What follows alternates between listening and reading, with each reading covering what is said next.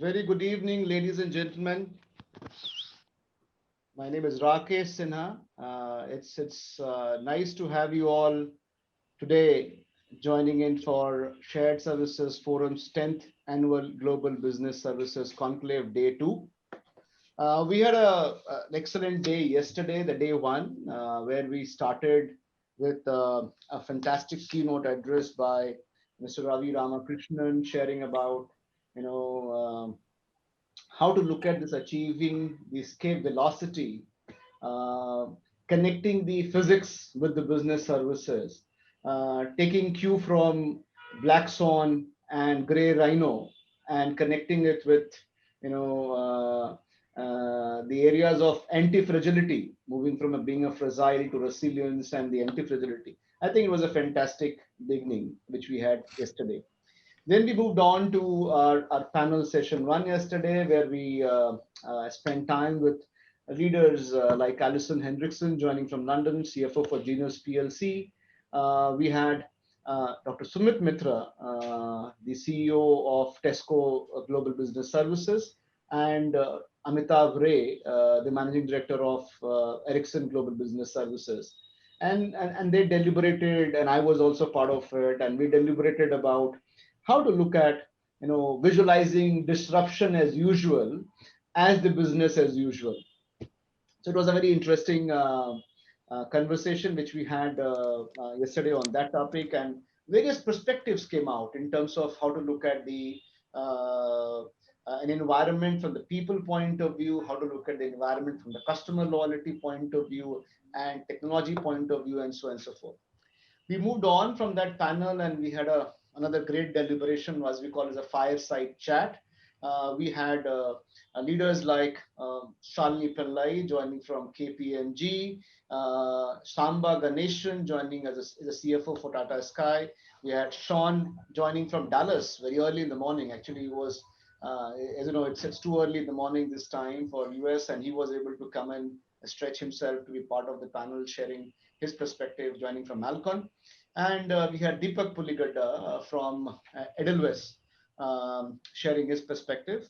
Sajesh joined from again from London. He's from UST Global, and the panel was moderated by Mr. Anand Maheshwari of Quintus Global. So, and again, this panel talked about how to use the turbulence. It's just not about the responding to the turbulence or being being resilient about it. It's about how you use this turbulence to gain that escape velocity, and that was the conversation which we had yesterday. And then we ended the day with a very highly energetic excellence awards and recognition, with a couple of business leaders receiving the Achievers Award and a couple of corporates receiving the Category 1 award, which is the Holistic Shared Services Award, a Business Services Award. So we had AB in Bev receiving the Excellence in Business Services for International Servicing, and Hindustan Coca-Cola receiving the award for Excellence in Business Services, India Servicing. We were privileged to have Dr. Sumit Mitra receiving a BPM Achiever in Global India recognition as a leader. And we also had an opportunity to felicitate Mr. Navneet Bansal, the CEO of Jindal Steel GBS, as the BPM Achiever in Global India. So that was the story yesterday. And from there, we picked the threads today. Before I go to the day two and share with you what you should be expecting in the next few hours, also wanted to share with you and express our sincere thanks and gratitude to all our partners and partnering organization who have supported the 10th Annual Business Services e-Conclave to be what it is. I express my thanks to our knowledge partner R Value, our principal sponsor UST, our corporate sponsor SEMA, Experience Flow, and our technology partner Muniver Technologies. Today we'll also have an opportunity to know a little bit more about our partners, and as through the day we'll be talking about them through some information sharing visuals, providing some more insights about our partner. Moving to the day two, today we intend to have a couple of similarly, very intense deliberations as part of two panel conversation. But before that, we'll have a very special talk from a recognized medical professional practitioner, and to hear something which we can take it back to our life. After that special talk, we'll have a panel session from practitioners' perspective on outsmarting digital disruption to stay ahead of the curve. We'll have leaders joining in and sharing their experience, panel moderated by Mr. Srinivas Kopulu. Post that, we'll have a panel on business panorama, getting a full 360-degree view of tectonic shift in culture for the next normal. So how the culture will, will have a shift from the next normal point of view. And I'm sure you all will be waiting for Sanjay Gupta. Today he'll be in that panel moderating it. Sanjay is one name you all keep waiting to listen to him, of his own style and the kind of perspectives he brings to the table. So we'll wait for Sanjay for that session, and after that we'll close again with the Excellence Awards and recognition around 6:30. So that's the quickly what you should expect from today's session. And before I take any longer in terms of giving any introductions or thought, I just want to invite and welcome, and I'm privileged to have Dr. Rajiv Arde with me. Dr. Rajiv Arde is a very important leader and a medical practitioner. The way I look at it is professionally, he may be in medicines, but what I have seen is and known little about him is that he's also providing a lot of enabling guidance to the citizens by saying what you should do and what you should not do.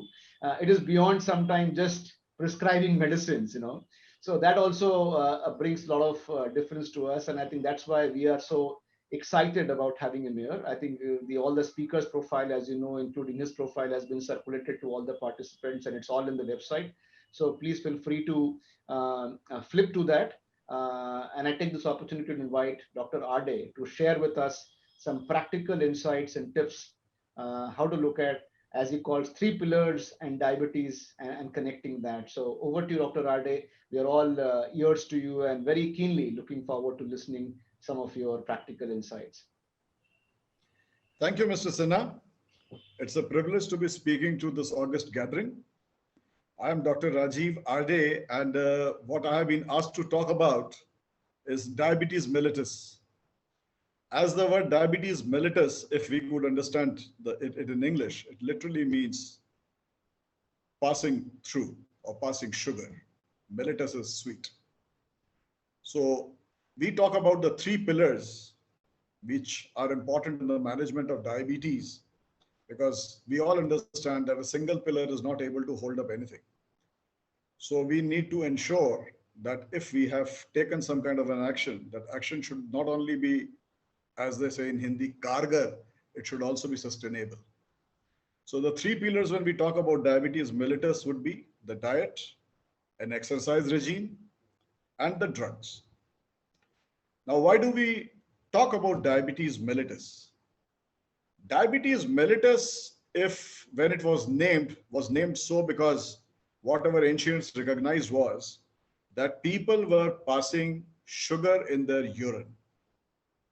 So that is why the concept of diabetes mellitus.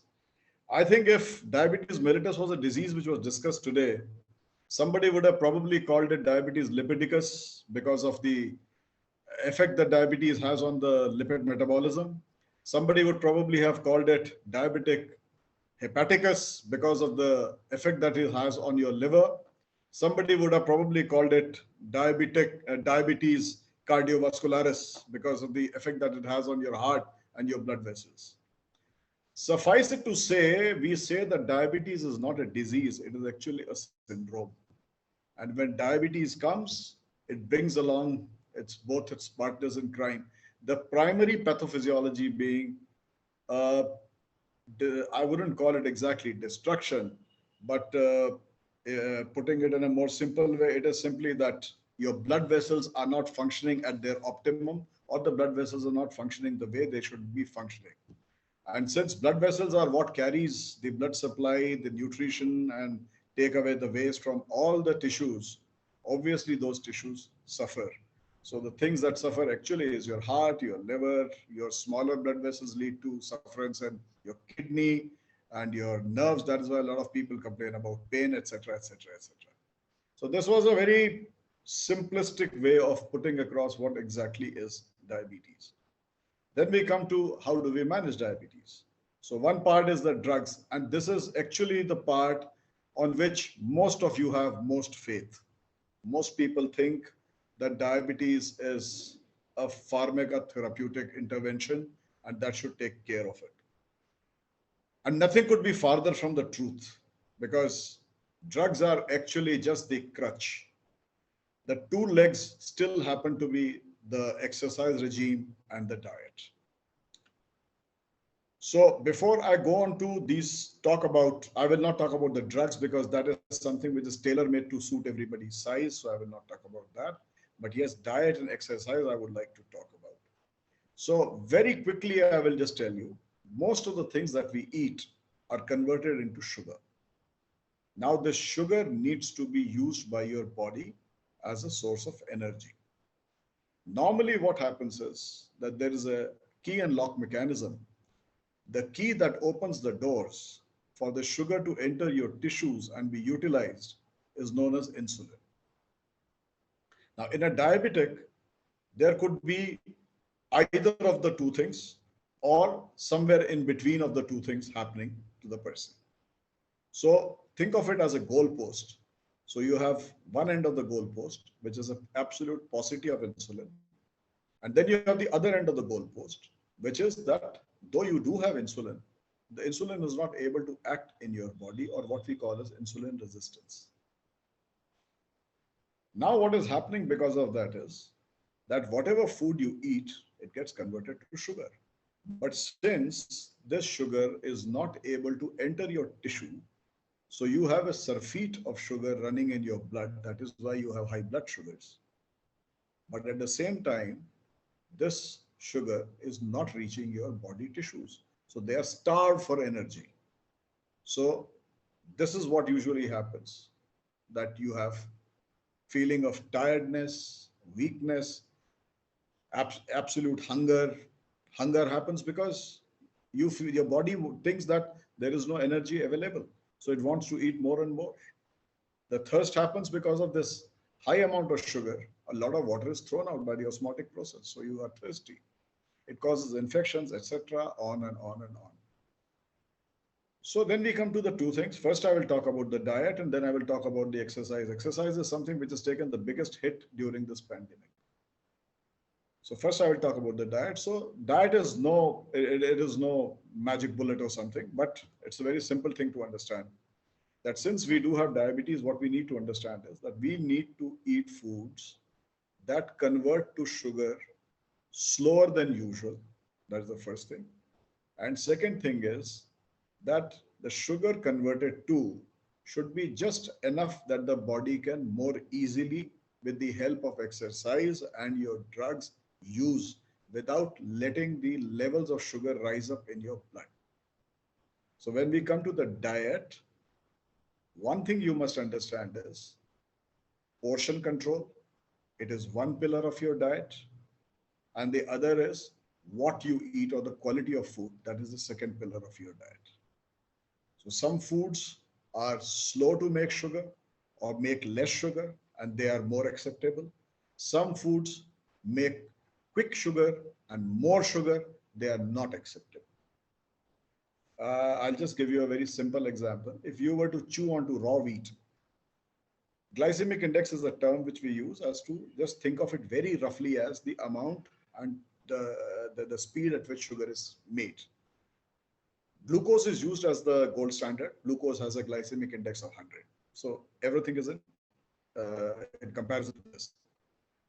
So if you were to chew, let's say, whole wheat, the whole wheat would have a glycemic index of maybe somewhere between 30s and 40, 30s, late 30s and 40.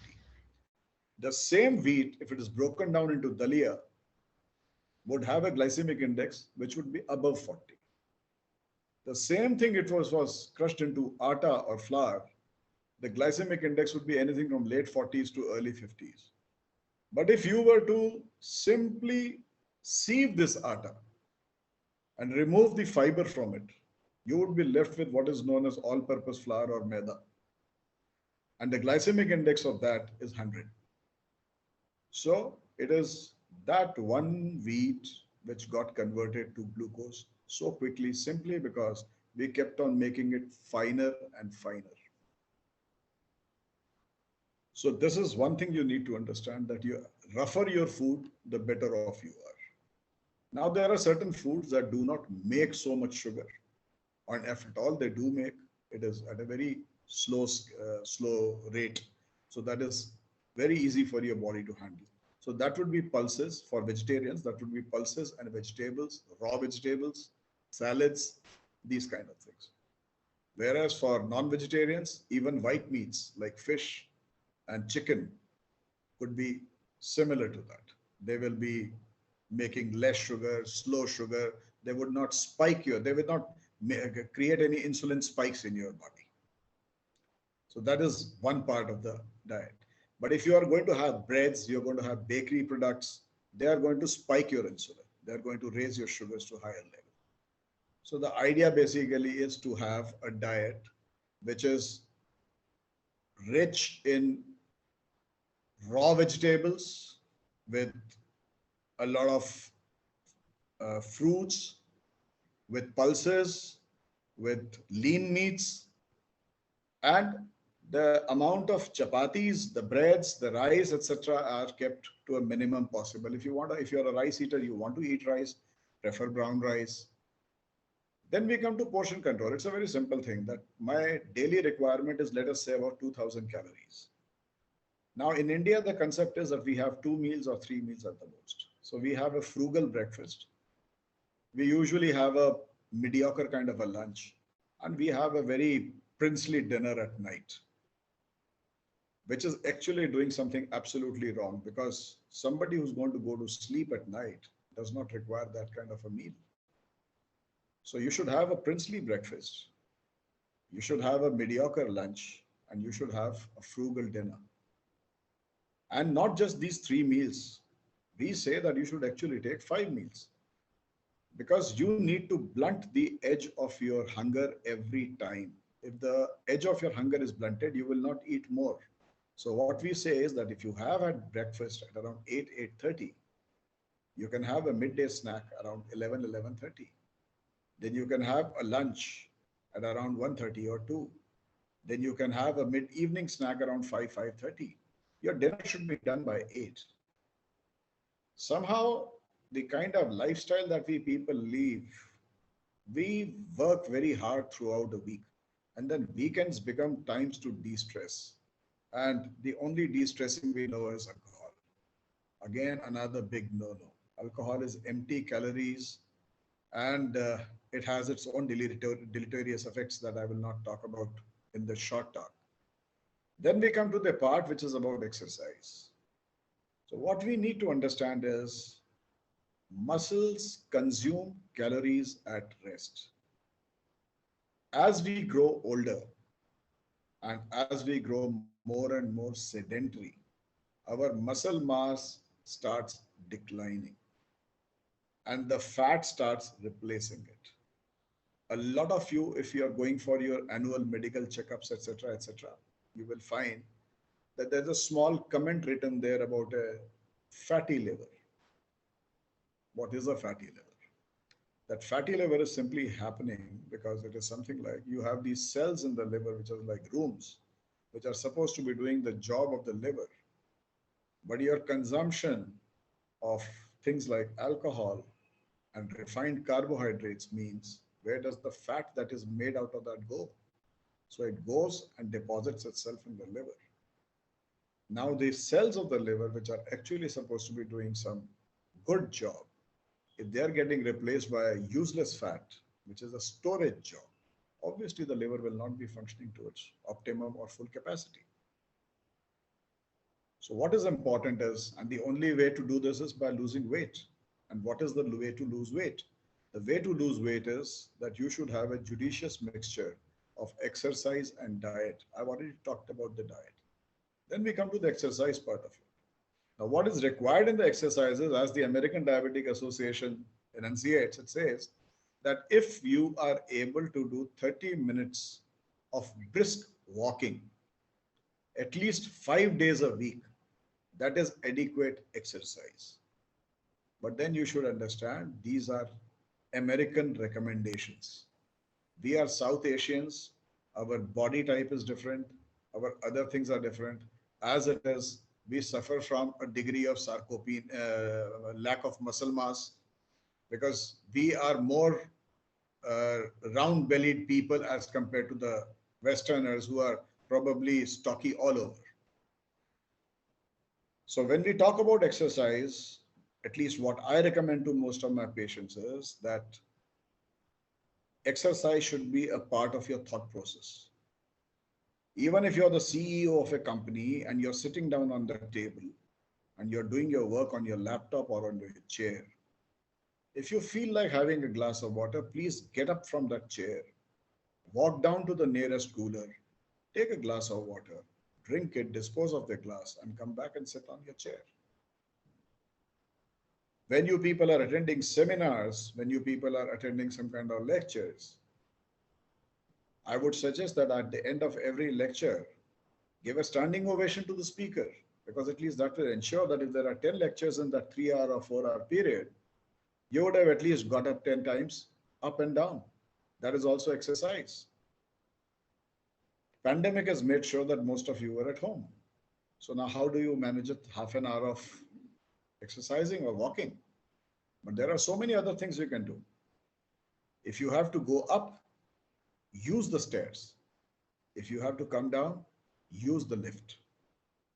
This I am saying because more people damage their knees while climbing downstairs rather than climbing upstairs. Then you can also do, if you remember the school PT regimes that we used to have in our schools. So we used to have this thing called Kadam Tal, where we used to just stand at one place and do a march standing at the same place. You can do something like that. While you're doing that, you can also raise your hands up and down. You can flap your hands like the wings of a bird. You can do a little bit of yoga if you feel like, within the privacy of your home. If you have a cycle or something at home, a stationary cycle, you can ride that. If you don't have a stationary cycle, all you need to do is just put a cycle on a stand, weld it up, weld the stand, make sure that you put some kind of a weight or some kind of a braking mechanism that gives you some kind of resistance, and cycle away. So the choice of exercise would be yours. The kind of exercise you would like to do would again be yours, because there could be many other issues that everybody would be having. So even exercise regimes are mostly tailored to suit that particular person. But there are some things which generally can be done by everybody, and walking and cycling are two of these exercises that everybody can do. The kind of yoga that needs to be really done to work out that kind of sweat, it's probably not possible for sedentary people. They would really have to work for a long, long time before they can get to that level. So I think with this, I have run through all the advice that I had that I can give on the net. If there are any questions, I believe my email should be there with you guys, and you can send your queries by email to me, and I will try and answer them. So I hand it over back to the host. Thanks, Dr. Ade. It was absolutely great listening to you, and I could relate so much to that.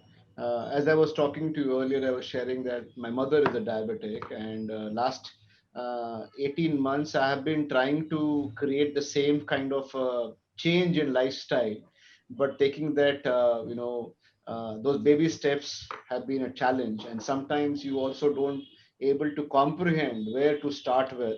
So as you talked about, the frugal breakfast, mediocre lunch, and princely dinner, and convert that into princely breakfast, to mediocre lunch, to a frugal dinner, or you're talking about 5 meals and how to look at 8:30 to 8 p.m.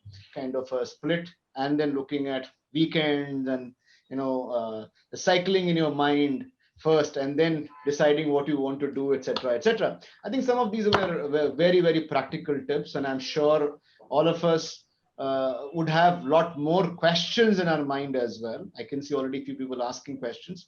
The interest of the time, we may not be able to take questions here, but as you suggested, and I think we are very happy that your flexibility to take those questions offline over an email and give your responses will be absolutely fantastic. So we will, with your permission, we will circulate your email ID to our participants, and if they have anything to check, they can reach out to you and seek your guidance on that. But Sure. on behalf of the Be a Shared pleasure. Services Forum and the Governing Council, I really express our sincere gratitude for taking time out and sharing this practical insights, Dr. Ade. Thank you. Thank you. My pleasure. Thank you. Thank you. Have a great day. Yeah, you too. Ladies and gentlemen, this was a very interesting session talking about the lifestyles and understanding about the specific disease. We thought we should use this kind of platforms, and that's what we intend to do at an SSF, that go beyond just the business process and business services and talk about us as a professional. We will have more sessions like this coming in the near future, where we'll be talking about leadership lifestyles and those kind of area. That's what we intend to do as we go ahead with few webinars, etc., and we'll talk about that. Now, as I move on, I think that one quick thing I wanted to do here is I also wanted, before I pass this baton to Shini, I can see you there, but before I pass on to you, I also wanted to thank one of my partners for this event, our principal sponsor, UST. As you know, UST is one of the companies which focuses a lot on this smart ops technology, and they really bring difference in terms of how to automate the workflows, etc., etc. There's a lot of information available on the UST on their website. There's a small video which is there from the UST. Would like to quickly play it to learn more about them. Can I request the backend to play a very quick video on the UST, please? If your business has an insane number of invoices to process and pay, we have an insane number for you: 70%. That's what you can save on invoice processing costs. This number is brought to you by UST SmartOps, the intelligent process automation platform that learns and streamlines your invoice processing. Our proprietary algorithms operate with a limited data set to classify, extract, and group data. Only requiring days to configure, this smart software delivers real value faster. Here's how it works. UST SmartOps' patented AI technology intakes files and then classifies and extracts the required data from invoices. Our format-agnostic technology focuses on just the desired data from each invoice, enabling the quick scalability for multiple suppliers. For more accurate processing, a continuously improving algorithm validates information and finds ways to increase speed and enhance quality. With integration capabilities for the leading accounting systems, UST SmartOps easily exports data to your specific accounting software. Dashboards enable real-time visualizations and insights for more informed decision-making. From receiving an invoice all the way to the vendor payment, UST SmartOps is the automated end-to-end solution with the off-the-shelf workflows and models that make it easy to adopt and train.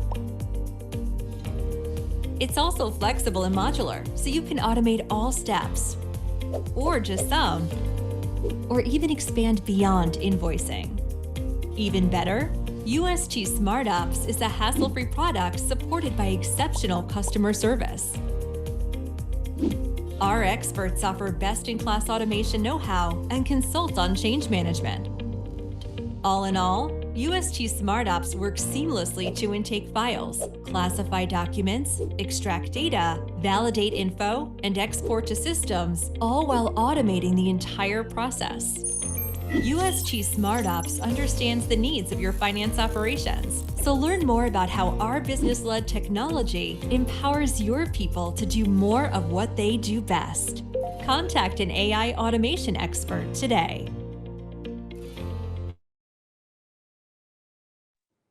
That was quite interesting to know about the what UST brings in. I think in the next couple of hours, there are a couple of other partners we have. We'll be hearing and knowing about them as well as we progress through the day with the next panels. I think one question which has popped up, I wanted to clarify that some of the panelists who have joined in for a next session, they will be, maybe seeing it now as an attendee view, and they will be at the time of their panel it starts, they'll be moved into a panelist room. So that's a change, they will see it. With this, I think without taking any further time, I'll request Srini, if you can hear me. Srini, can you hear me? Yes, Rakesh, I can hear you. Great, Srini. Good evening once again, and we are very much looking forward to a very enriching session here. And I'll pass this to you now to bring your panelist and take it from here. So thank you. Thank you, Rakesh. Good evening. Pleasure to be here in this event today, and congratulations to the SSF team for the 10th anniversary of the event. I mean, while in these 10 years, we probably saw recessions, we saw cyclones and turbulences and pandemics, but one thing has not changed, I must say, is the spirit and commitment of Ravi and team to SSF, the cause of SSF, and the commendable job they have done so far, and wish them the best moving forward. Congratulations. So, turbulence and generating escape velocity, that's what we've been focusing on in this today event. And yesterday we learned about how to visualize and how to strategize in these turbulent times to get that rocket velocity and aim for that North Star of anti-fragile, as Ravi said. So to take us through beyond strategy, visualization and strategy is the important part of execution. How do we execute in these times of BAU, TAU? Yesterday, the host was giving me another one acronym called CAU, which is chaos as usual. So in these times, how do you execute and try to become anti-fragile is really the focus of this session. Personally, in my experience, having spent a few decades in the enterprise world, I think three aspects really stand out for any successful execution. Number one is the decision-making effectiveness. Based on the strategy, how do you drive decision-making at all levels in the organization is the number one aspect that makes or breaks an execution successful to start with. Number two is the whole execution loop, which is execution is not all about sweat and effort. Execution is about taking the decisions and then from there to the actions and then finally getting the outcomes. So how do you close that loop and get to the outcome that you want to out of the execution? That's the number two aspect. And the third is the favorite topic of all over India is maximum governance. I mean, how do you achieve governance sustained to track this whole journey of execution? So these three really combine to provide the successful execution goal at the end. And decision making, as I said, has been a big challenge. It continues to be. The best of enterprises with the best of resources, processes, really may not achieve the goal because the decision-making process is not most effective. In my career, I've tried to make teams to be self-reliant, to be able to take decisions at all levels, make the troops in the front to be build a culture of fail once, fail fast. Not to be hesitant to take decisions, to be owning the decisions. And I think that is very much required in enterprises, even during turbulent times or otherwise. I think a great example that we all experienced in this decision-making effectiveness is we all know cricket, especially in India. So this is the Australia series. End of first test, turbulence hit the Indian cricket team, Indian cricket world, India itself. We lost the first test. We did not have many things going into the second test. Really turbulence. And then how do you generate escape velocity to come out of that turbulence and achieve the North Star goal of success? I think the defining decision in the series happened in the beginning of the first test in the first hour. And that is Ashwin coming to bowl at the end of 10 overs. So some of you who are very closely follow test cricket will understand what I'm saying. But arguably, that is the most effective decision taken in the series, and the rest is history. If that decision was not taken at that time, and the trajectory could have been very different. So the strategy to take the decision was late, but actually taking the decision, and of course, the next part is execution. So that is really the number one point, is making execution. It's all about hard job of executing the strategies. Today, we have an eminent panel of practitioners who have done this execution day in, day out, and with remarkable success. As they say in construction sites, it's a hard hat's job, this whole execution. And whoever doesn't have a hard hat should not enter this place. Yep, with that, I will introduce the panelists. We have Sumit coming from Haldia. We have Dr. Sanjeev coming from Deloitte, but more we would like to hear from him on his pre-Deloitte Syngenta experience of execution. And then we have Naveen coming from Novartis, and Anshu joining us from Ericsson. Each of them bring in a different, varied perspective. We'd like to focus on those aspects. Sumit, for example, on factory operations and how disruption and digital disruption and execution have happened. To Dr. Sanjeev on front office, disruptions and executions. Naveen talking globally, how executions have been done, and Anshu finally and importantly on the people aspect. With that, I would like to pass on to Naveen to start off, giving the global angle of how strategies laid out have been executed for about 3 minutes or so, Naveen. Then we will come back with some of the other aspects, including governance subsequently. Thank you. Over to you, Naveen.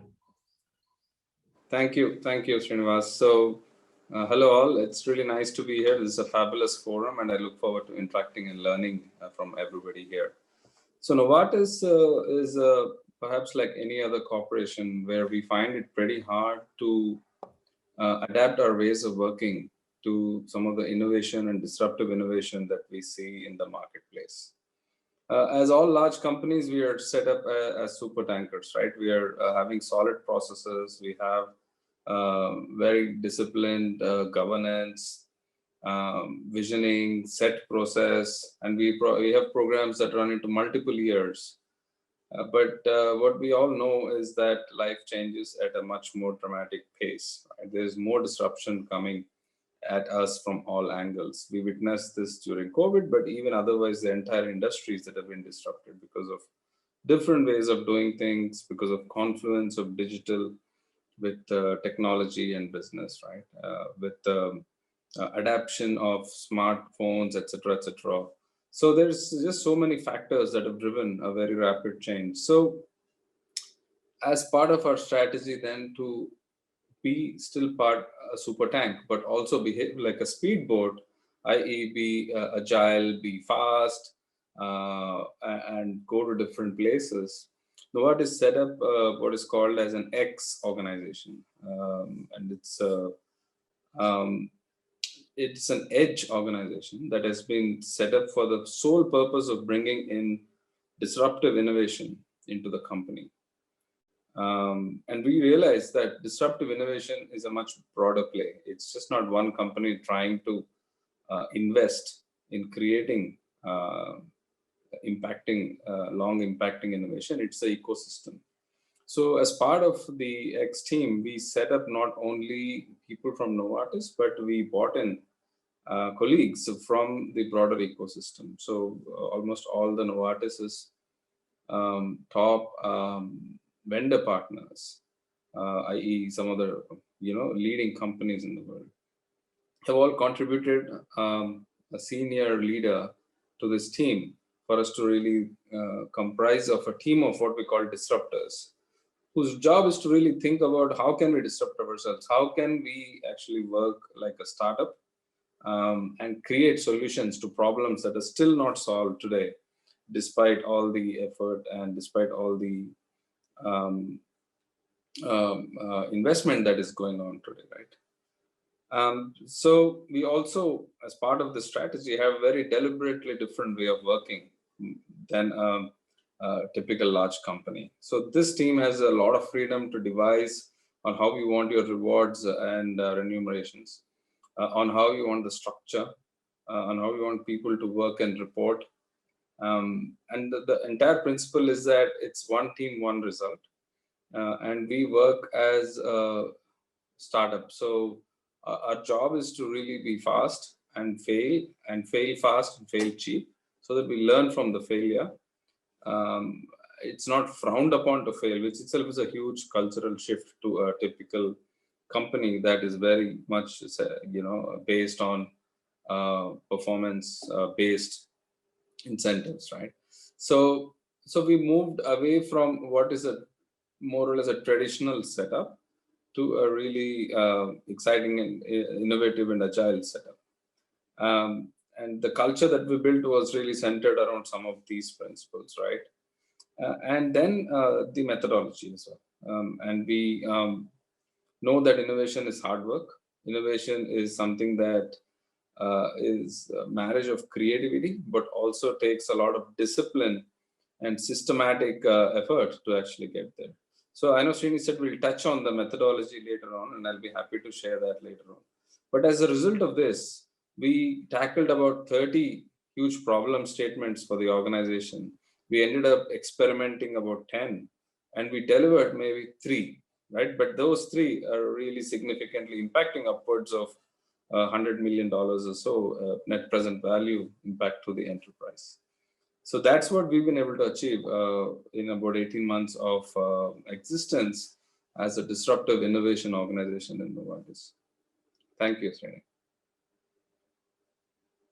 Yes, interesting. Naveen, I think the execution, finally the outcome, I mean, it's great to see innovation teams talking about tangible outcome, 100 million outcome. So this is really moving from a R&D flavor to a business impacting flavor. I think that's probably the future, how these things go, and on a global scale. So very commendable, Naveen. And all of this coming from Hyderabad as a center, I presume.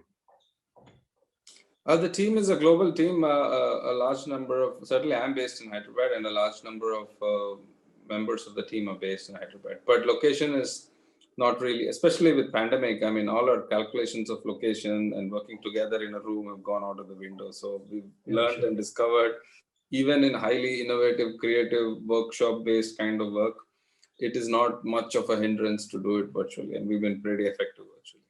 Yep.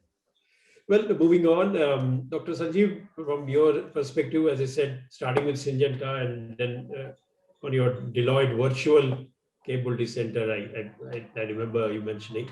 But before that, the Syngenta, in terms of how in an agri-business, digital disruption could be achieved and, got achieved and, outcomes were generated. Good to hear your perspective, Dr. Sanjeev. Yeah, thank you, Srini, and good evening to all the participants and my fellow panelists. Happy to be here today. I think a couple of things I will mention.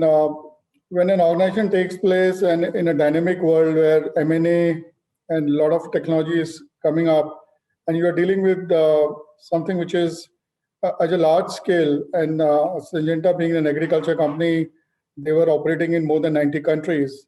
And farming is something where whatever you do is little less. And when you take an aim of doing it digital and making the organization or the enterprise level digital, you not only need to look at your customers, but your vendors and also your employees. So they are all the three territories you need to look at. The organization decided that we need to build a center, which we started a journey in 2015 and 2016 when I joined in January. That came up, and the whole idea was to help make the organization digital. And the challenge was Syngenta had been through various mergers, acquisitions, Seabag Aigi, Novartis, part of Novartis, part of a lot of other companies. So they had multiple systems. And the challenge was that how do we reach out to the markets? How do we reach out to the growers? And the geographies are quite different. So if you look at US market, US and Canada, there are 5,000 growers as against more than 190 million growers in India. So the scale is very different. And the average holding in India is 1.37 hectares as compared to 9 acres in US and Canada. So you are talking different technologies and how do you mechanize and automate. So the center started with a theme of shape, sustain, and simplify, and that was the idea. And three major themes we took up. One was connect and engage with the growers to see how we can onboard and engage and make them digital, especially in APAC geographies where there were 290 million growers across APAC. Improve channel visibility, look at field force effectiveness, and also look at our backend, which is the backbone of the organization, there we stand. So we had multiple SAP versions, at least 4 of them. So we had to bring them together, and there was a huge amount of manual effort to bring data truth or one source of truth. Similarly, for HR, we had 2 multiple systems. So the challenge was, if your backend systems are not supporting you, how do you take the front-end technology and take it to the growers? So there was a 3-pronged approach which was taken. One was to look at what our growers need and how do we engage and do this, and how do we simplify our backend.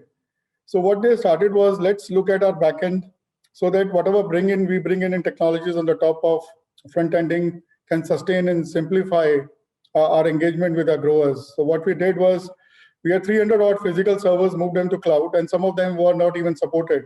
So that was a huge journey run out of the center to bring everything to cloud so that it becomes easy. The bandwidth is not an issue, and you can bring any technology intervention. And we went through multiple vendors, HP, Azure, Microsoft, and different. Then what we did was, we started working on backend on HR systems. So we brought in Workday as a tool to integrate all the HR systems. From a finance perspective, we went into a central finance version of SAP for HANA, not implementation, because having 4 instances of SAP, the data collection, the data information, the reporting was always a challenge, and closing of books. While the company got acquired by ChemChina in 2016, 2017, the Workday reporting changed to Workday 3, Workday 4, and to collect the data across 90 countries, publish that results on a quarterly basis was a challenge. And that was one of the major initiatives to digitize some of this. And on the front end with the growers, we started working on many applications. So we had India grown app called Anantam, which had around a million growers launching on that app, where you could connect, you can see our products, you can see different kind of advices, your diseases, your pest pressures, and everything else. The other was, the world was moving into digital using drones to take pictures of what is the pesticides, what is the level of infection, what is the level of weather. Then we had soil sensors, because the humidity affects what is the level of water we need.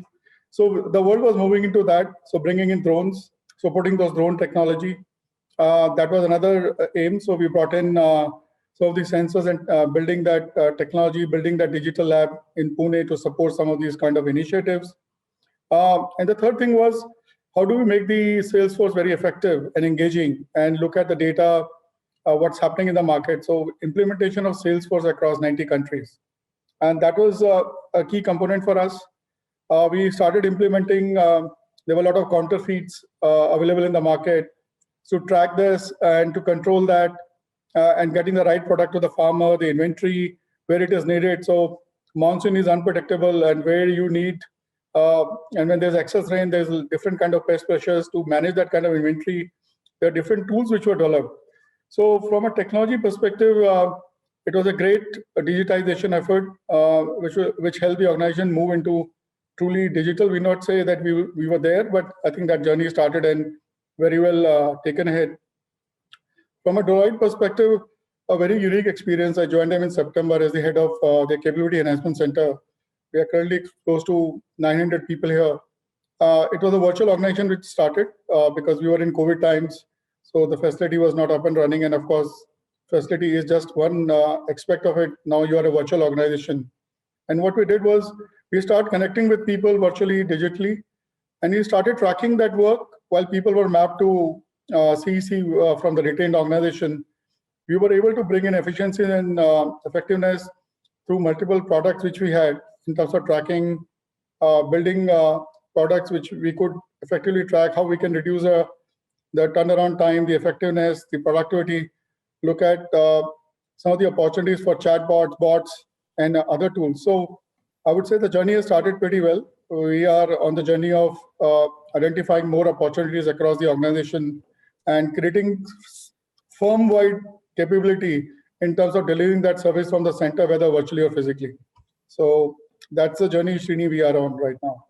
Thank you, Dr. Sanjeev. Very interesting. And on that note, over to Anshu.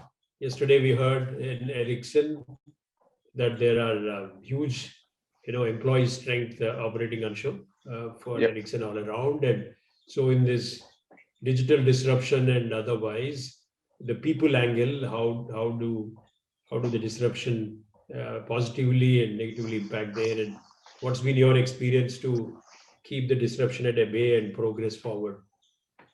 Yep.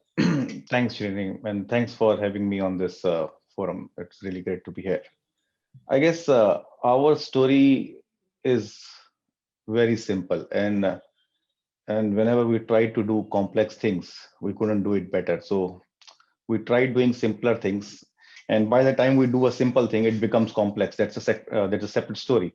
But the whole focus was how to do it simple so that we can relate it to, and our clients or our stakeholders, which are our internal employees, they can relate it to. And this pandemic was a good tipping point because though it did not push us into a different direction, but it helped us to testify all what we have been doing in the last couple of years and to see whether it was able to stand the turbulence. When we talk about people and when we talk about, we call our HR practices people practice. The whole intent over the last year, or more so in the last in the H2 of last year, was that how do we coach ourselves? How do we do a cultural change among ourselves that we don't see an activity as a transaction or a process? How do we see it as an output? So the mindset shift was moving from a transaction-based approach to an output-based approach, so that the end user or the employee can see the actual product rather than an activity. The intent was that how do we reduce the handoffs between different teams and between different processes, so it's a seamless output towards the end user? How do we enable more of self-service? How do we enable more of data-driven approach in our delivery? And most importantly, we do a lot talk about analytics and other good stuff, but our journey was that how we are keeping it simplistic in terms of how do we help with our what reporting, which is called the operational reporting. How do we take it to the next level of, I would say, how reporting, which is a descriptive analysis. And then how do we mature it towards the when reporting, which is the predictive analysis. So the journey was that how do we enable our employees to know what is happening, to know how it is happening, and most importantly, enable them and equip them to see when it would happen, or what would be new which is be coming up, or what are we doing, what would be the impact of this in coming days, quarters, and months. So that has been more a journey on the people side from a process perspective. But as I said, people and process, they cannot be looked on separately. We had a lot of push from the technology side. And for an organization of our size and scale, we have a large and complex tools and process framework. What we started doing in the last couple of years, and more so in the last 1 year, is that how do we stabilize our tool framework? How do we ensure that our tools and processes are not standalone, and how the output of one tool or one process feeds into another, so that the output as well as the visualization is more end-to-end. And while doing this, it requires a lot of cultural change, as I said, but it requires a lot of challenger mindset for us, because we had to embrace this new working as a team. We had to do a lot of learning, and we had to do a lot of unlearning. And with a lot of technologies at hand right now, a lot of our teams, which were more or less the execution teams, they actually went on becoming the domain teams or the SME teams, not only in the area of work, but also in the area of technology. And I would say things which really came out good was, though we were behind the scenes, and we started living the life of the end user. We started seeing that the products and the services which we are offering to our employees, how do they perceive it? Do they perceive it as an activity? Do they perceive it as a transaction? Or do they see it as a value add?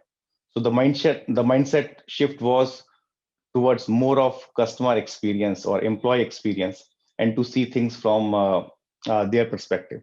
And we also took a lot of steps back to see what are we doing. Are they conflicting priorities, or are they competing priorities? Because what happened was that due to pandemic, we were forced to do a lot of changes in the process. And when we started doing those changes, we never knew whether this pandemic will be there for 1 month, 1 quarter, 1 year. Now we have some visibility. So the biggest change was, we tried not to do changes for a short term. We assumed that this pandemic is going to stay. And we made changes right in the March of last year to see that how these changes can be sustainable for next couple of years, so that when we are out of this, we don't have to redo the things. So that was the journey, Srini, I would say, from a people perspective. And I can share some examples. We see a lot of improvement in our CSATs. We see a lot of improvement in our reduction in our processing time. We see a lot of predictive and descriptive analysis being rolled out. And in a lot of areas, we see a lot of engagement through co-creation, because earlier things were done in a war zone kind of environment, where we were thinking about what to do next. But now we started partnering with business and employees, and it actually gave a different perspective. So I would say, all in all, this is the best which could have come out of this pandemic. Our processes and policies definitely were tested, and I'm happy to say that it went really good. Excellent, excellent. I think, coming from the services world, I've spent 30 years, I'm sure. This whole journey from insights to actions to outcome is no better demonstrated, explained than the work from home implemented by the entire industry. Believe me, for 30 years, we've been talking about it. And then a matter of few weeks, if not a couple of months, and the whole transition happened. And glad to hear that you are tracking the outcome in terms of CSAT, ESATs. And there's a kind of a long-term perspective on some of these initiatives, which is very much required. We will come back on your how and when and what of data and management. I'm sure interesting, as well as your conflicting and competing priorities. So, sure. Yep. Thanks for that. Sumit, the most quite part of the enterprise, which is the factory operations. And so it'll be good to know from you what has been the digital disruption, specifically in that area for Haldia Petrochemicals, and any other area that has been a good execution where demonstrable outcomes have been achieved. Sumit, over to you. And before Sumit starts, you're on mute, Sumit. There are Q&A happening, a lot of questions coming through. Panel members, feel free, pick up any question you feel relevant to you, and go ahead and respond. We will hopefully have time to pick up a few of them. I'm tracking that. But in the meanwhile, go ahead and answer them. Yes, Sumit, over to you. Yeah. Yes, good afternoon, Srini, and good afternoon to all participants. Nice to be here in this forum. So, Haldia Petrochemicals, if you're aware of, we are a naphtha-based cracking plant, and we also have downstream plants to produce STP, PP, LDP, and this is basically more on the plastic and the chemical side. So both are basically were a lifeline during this COVID time. So we had a lot of pressures to keep our plant and operations running 24/7, since we are a continuous process plant. So in terms of the disruptions, yes, there were disruptions in terms of the way we were, doing the business, and the scenarios got disrupted. Some sort of a new normal was coming up into our business. The scenarios were also taking up in a different shape, So, and 2019, we started our, digital transformation journey, So we had a very clear focus and a vision, in terms of as a business partner within the organization. We wanted to be an agile and innovative and try to shift the business decisions from reactive to more of a proactive to predictive, and ideally to an automated prescriptive mode. So during this course also, as a company, we were also acquiring some new global companies like Lamar's Technology and all. So those were some of those added pressures which came in during this disruptions only. So basically, we were a part of the disruptions also by doing merger and acquisitions and looking for opportunities during that period. And since we were in that journey of digital transformation, where focus was cloud first, mobile first as our core principles. So we were shifting some of our systems and the core processes of the cloud based infrastructure, and the processes were also remapped. Like for example, for purchase, to make people more agile and aware and have a more right experience in terms of the whole sourcing. We went in for SAP Ariba.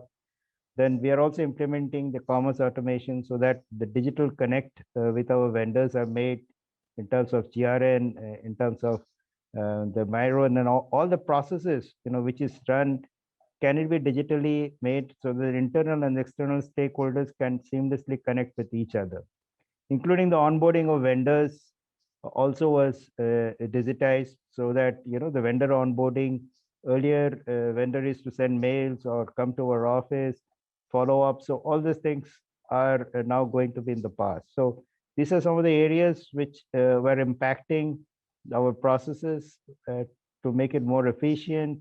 There were some changes in the processes, some changes in the technology, cloud-based, mobile-based, that helped us a lot. Secondly, in the people internally, also in the HR processes, we are an old SAP ECC, which was running on the SCM system.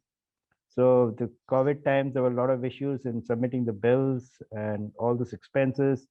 So those part also, we moved into the cloud. We went into SAP SF, both for the enterprise control, so that, the payments, the salaries, in terms of compilation of information, the employees are at ease, they don't have to do much of following up internally also with the HR team. So those, in a way, the transformation was going on. Then this pandemic came. So we were forced to look into our plant operations also, because there were a bit of an issue in terms of the number of people combining together at that point of time.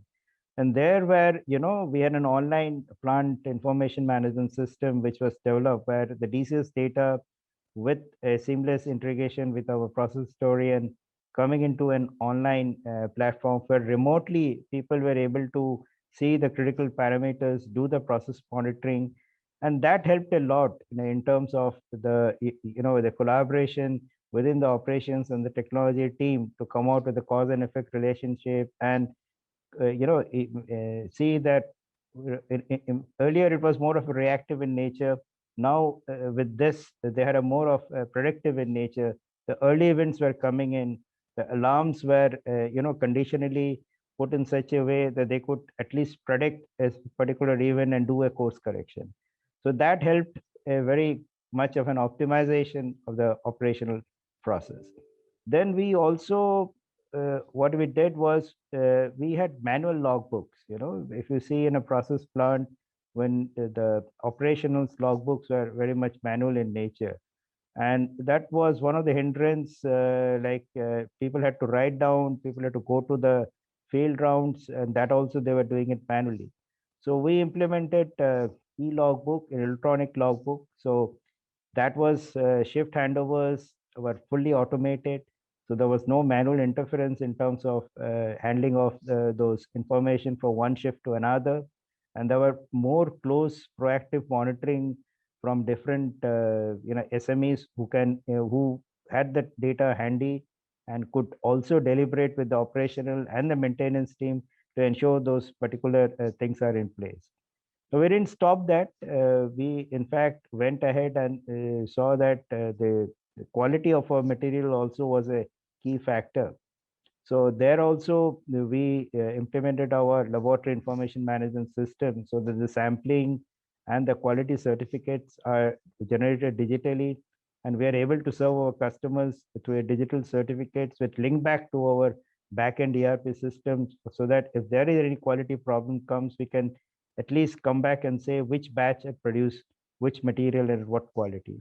So these are some of the internal transformations which we were presently doing from 2019-20 onwards, which pandemic, really forced us, or I would say, put the gear in a fast gear to understand that this is the need of the hour.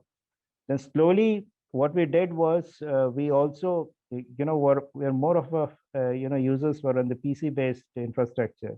So that we moved them to the laptop with the VPNs and a remote monitoring, so they could easily walk through from anywhere where they're staying and connect to our key systems and seamlessly work. So these are some of the major initiatives we did during this pandemic period, which basically helped us to not only leverage the technology but also see and run and come out with some new business model to run our plant seamlessly, and which is getting a very impactful, as we go ahead and enlarge our technology base. Thank you. Excellent. Integrated lab process, connecting to the backend system and digitally producing the certificates. Couldn't get more integrated than that. And I finally, like your last comment saying, do away with all desktops, give everybody laptops. So that's what we're going to strongly recommend to all the budget owners here in this call and otherwise. Thanks for that, Sumit. The next part is methodology. All these execution successes are great, but how do you choose the projects which you chose, the methodology, and how do you govern the progress of those projects? What gets measured, gets done? And then finally, importantly, how do you calculate this ROI, whatever you got? Yeah, because the execution, the body of the execution is all this, the methodology, the progress, and the outcome achievement. So quick thoughts on some of that. Maybe Naveen, you spoke about 30 projects chosen. How did you choose them out of that 3 projects? How do you track them? And finally, how do you define those 3 as really yielded 100 million? So touch on that, please. Yeah, the methodology is a really crucial element, Srinivas, and we did not realize how hard work innovation is actually. It requires a high level of discipline, which sometimes on the face of it might seem a little bit against the flow of creativity, but we need both. End of the day, if you're not able to apply an innovation, then it's really not effective, right? So we have a methodology that focuses on firstly spending a lot of time on the problem, right? We're trying to solve problems. So most of our projects don't look at innovations that are the buzzwords, but really have no application. So we are an applied innovation organization, right? So we start with a problem definition. So, and then there are stages where we basically rapidly prototype. We do a lot of hypothesis testing with those prototypes. And that is the phase we call experimentation, design and experimentation. And then we do a pilot in the real world environment, which is collects all the data points that we need to ultimately then scale it. And scale is done by the respective business owners in the organization, right? So we then switch to the role of a coach or a mentor, and we support the businesses in scaling the product or solution. So throughout this process, we collect a lot of data and engage with the business to make sure that they are hand in hand with us.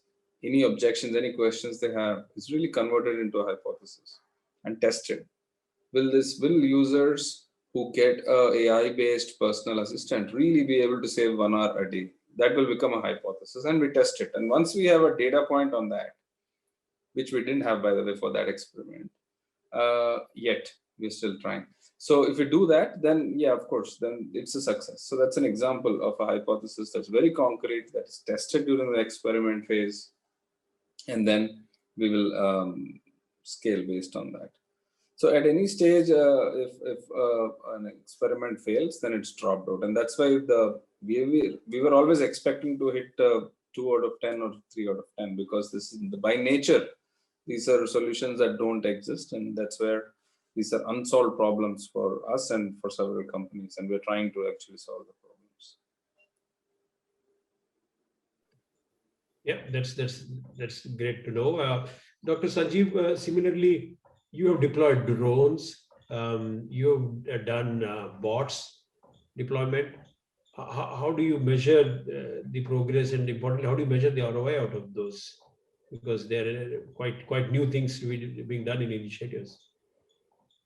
I think, of course, this was a very different kind of an experience for us. We as an organization, we want to be an agile organization, and as Naveen said, learn fast, fail fast was the motto, because we were getting stuck with our old systems and everything else. So to give an example, which was very interesting, while we decided to insource, we insourced the almost 300 to 400 people, and we realized that we are way behind in terms of processes, standardization, effectiveness, and productivity. And why don't we implement some of the bots? We identified 24 such opportunities and started implementing. Our aim was to simplify the complex process, look at more at compliance, and look at what our customers are expecting. So here the issue of investment versus ROI was not the first priority, but the second and the third priority, because ultimately it was the feedback from our vendors and from our key stakeholders, and which was coming in, that our processes are complex and it takes a while to change anything and to move anything. And obviously there was a level of dissatisfaction across the organization, and there were some issues which we were facing. So we wanted to simplify the processes, look at complexities, and look at our stakeholders rather than looking at the numbers in terms of dollars. And obviously, we were quite successful in implementing some of these bots while we were transitioning or insourcing back 400 positions. And that really helped us, one, to simplify, to improve our customer experience, and also the employee experience and employee level of satisfaction, because if you continue to do the repetitive and mundane jobs, you are not able to sustain and improve a process, and it just becomes repetitive. So from a this perspective, that was one idea. The other idea was to look at the flexibility and agility in terms of how we can quickly adopt technologies which are new in nature. So we brought in new talent right from the colleges, college graduates, college startups, and started developing something on our own. And it's not that everything which was being developed in the lab was successful or could be, but we went into learn fast, fail fast kind of, and we started doing prototypes across the countries, whether it was some of the Android apps, whether it was some of the basic automation tools. And quite a few were successful. And then we started engaging with the partners to scale those prototypes which were successful. So I think it was quite a learning experience. I would not say that everything was based on the dollar decisions on what you are investing and what you are getting in. But once the prototypes were successful, then obviously we had the ability to go back to the drawing board, look at the dollars investment and what could be the ROI and what could be the returns on this. but some of the decisions were related to customer satisfaction, compliance, and other reasons. So it was a combination of both and not always the dollars. Yep. Well, good to have that wider perspective that dollars will come, but let's get the flush out the thesis of the project and get the project going. And that's great to hear. So Anshu, back to the methodology which you spoke about in terms of how data gets looked at in 3 dimensions and then used effectively towards deriving your ultimate goal of ESAT or CSAT. So, and then the second aspect of conflict versus competitive. Just could you throw some light on the methodology there and how you manage those concepts? Yeah. So I guess we do keep on saying data is new oil or data is new gold. But I guess it has been a highly overrated statement, because when we talk about data, the way I talk about data versus anybody else, there's a big difference in terms of. Sorry, Anshu, just I forgot. Just to let the organizers, the host know that we will do the rapid poll survey just after Anshu finishes his response to this question, so that if we are ready, we'll fire the poll survey after this. Yep. Thanks. Go ahead, Anshu. Sure. No worries. So I guess first we have to interpret who is the audience who is absorbing the data, and is that audience really ready to absorb the data and or the analytics. And when we talk about analytics, it's a widely used term, but at what level of analytics are we talking about? Are we talking about operational, prescriptive, or descriptive? Because what we have seen is there is a huge amount of data and there is a huge amount of analytics. But the problem is not everyone is ready to absorb the analytics. And even when the people are ready to absorb and interpret the analytics, they don't have the tools to take actions based on those analytics. So I can convert an Excel into a visualization into a data chart into a predictive chart. And then what? Nothing. Because our processes don't take us to that level where we can be exploring more or taking more risks. So when I talk about who data, what data, and how data, we are maturing our processes on all the aspects. Do we have the right data? What is the need of our audience? Are the audience equipped to understand the data? And if the answer to everything is yes, then what are the avenues to use the output of the data into meaningful actions, whether it is a hiring action, whether it is a reward action, whether it's a learning action, and so on and so forth. So that is more about data, more about data.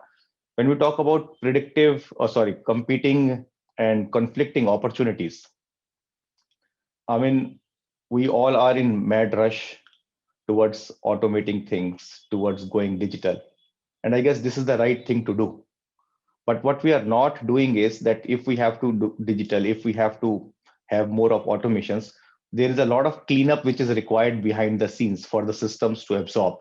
Yes, we talk about a lot of AI and ML kind of stuff which can do that cleanup.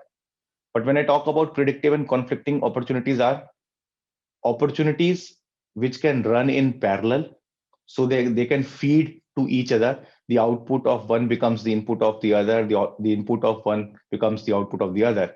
And secondly, opportunities which have to run sequentially. It means we have to get done A before we move to B, and then we move to C.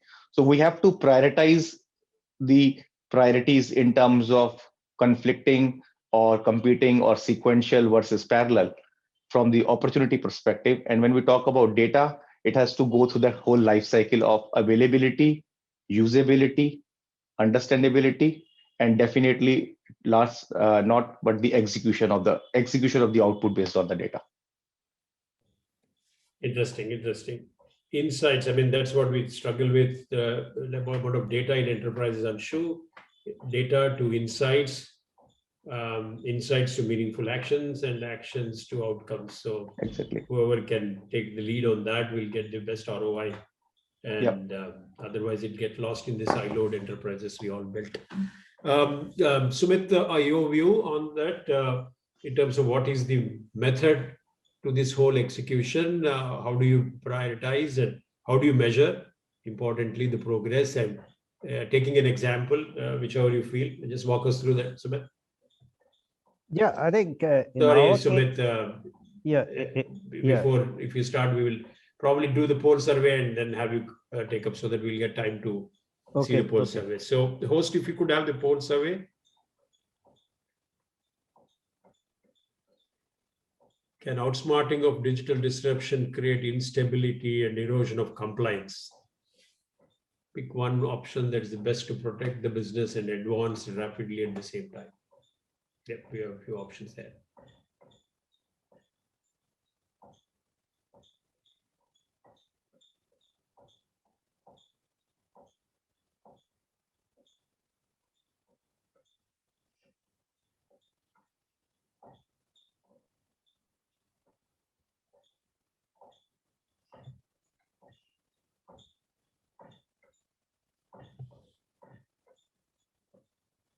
Yep, if you could all answer that.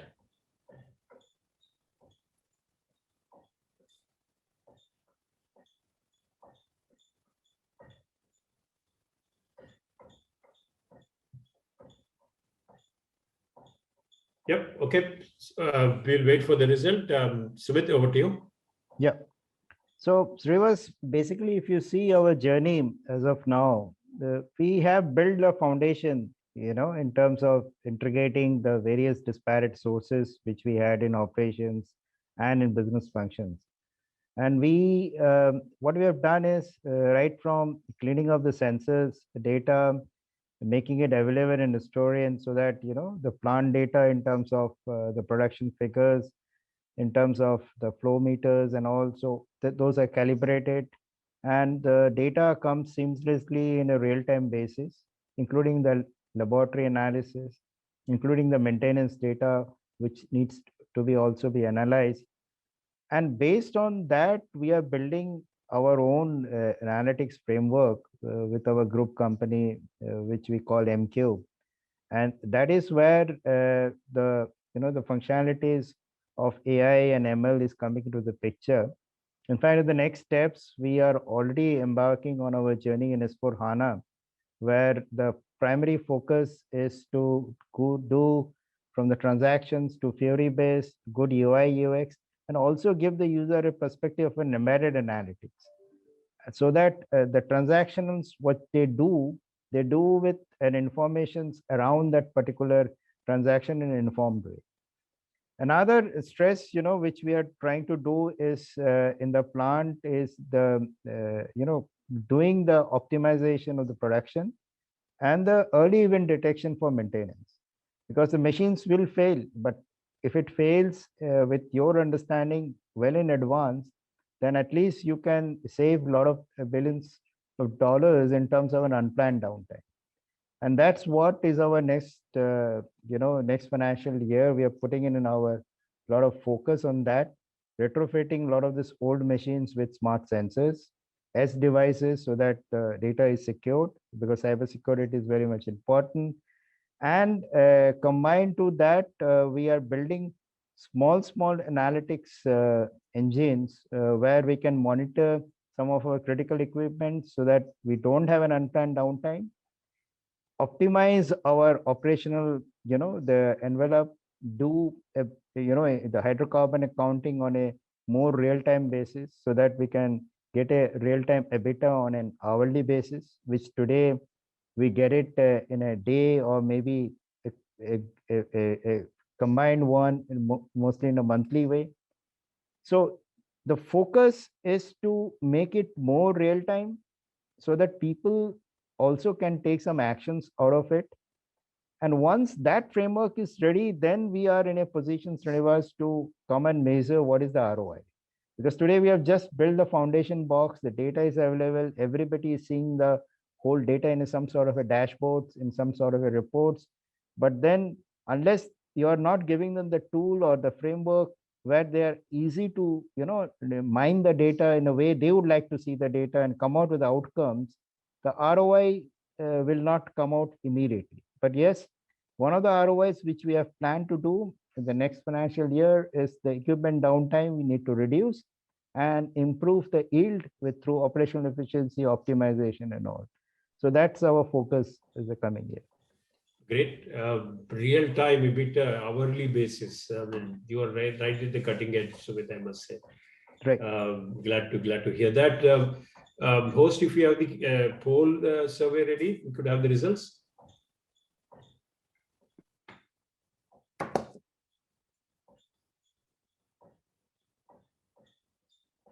There you go. So can outsmarting of digital disruption create instability and compliance?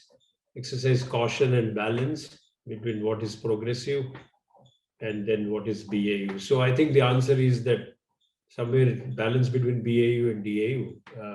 That's what it looks like is the response coming. And of course, use automation to mitigate some of these risks, which is rightfully the right way to go. Yep. So great. If you could have all the panelists unmute their videos and audios, we will just spend the last few minutes quickly, and maybe we will have a few quick and rapid fire questions from me to all of you, and we could take it from here.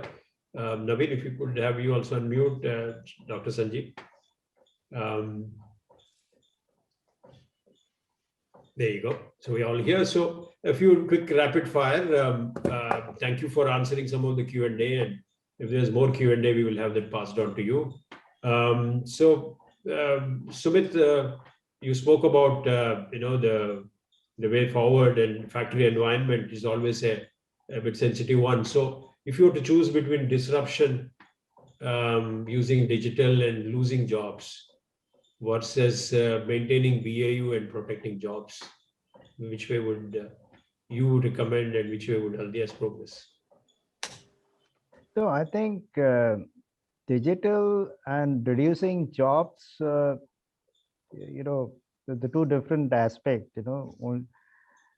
There are areas where we are digitizing because that's the need of the hour, because those are the manual process, and there are operations and reliability risks. So in a typical process environment, you have to see that how much safe your workforce and that particular machines are there, So that's where today the digital plays a major role. So it's not about cutting jobs, It's basically to see that because a small incident in a process plant can wipe out a quarter of your revenue, and you're gone. So you don't save by, making people losing jobs, rather than if you put the digital upfront to improve your reliability and operational risks and safety and all, that helps a much better way in terms of EBITDA, rather than only concentrating on reducing the manpower. I think that's the focus of Haldia is from the top management also. Their focus is very clear. We are going to have this digital initiatives to reduce the operational cost, improve the reliability, and increase the safety at the plant level. Very good. Anshu, work from home versus work from office. What would be the new norm now that you're opening up? New norm would be what we call it as work of future and workplace of future, which will not be a work from home or work from office. It would be work from where it could happen, right? It would be a hybrid place. It could be somewhere between home and office. It would be using home as office, and definitely at point in time using office also as home, right? Getting your loved ones and families to your workplace. So there is a lot of things which are happening at our workplace in this regard. But sure you are increasing our confusion. We as such are wondering whether employees are working. Now you're in between option. Yeah, definitely. And Srini, that's going to happen. We will not be going back to the office the way we were going, and we will not be staying at home the way we are staying at home for the last 1 year. I mean, the lines will get diluted, but they will be getting diluted for better, where we can get best out of both of the environments. When I said last year was great for us, in spite of pandemic, was because the work environment and the home environment was conducive and supporting each other. But yes, it cannot be sustained for a longer time. Then we have to find the right hybrid balance. So I would say it will not be back to normal, but definitely it would be definitely a new normal for sure. Yep.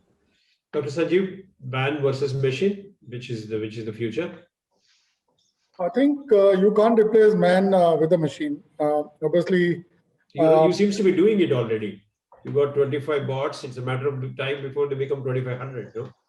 No? No, but if you look at the man, what we are doing with the man is we are upskilling people, right? And they're doing much more meaningful job, much more analytics job, and much more. So it's just removing the mundane jobs, repetitive jobs, standardized jobs up to our upskilling, and people are happy because they have time to invest in themselves, and it's bringing up the talent, and the people are excited to leverage both. So I think it is the times are going to come where we are going to leverage both. We can't replace man. Machine will do what we used to spend many hours and without doing any great outcomes. So it's a combination of both, I would say. Yep, hopefully so. And Naveen, what's future? What's the next roadmap for projects at Novartis? And what do you see this innovation spanning out?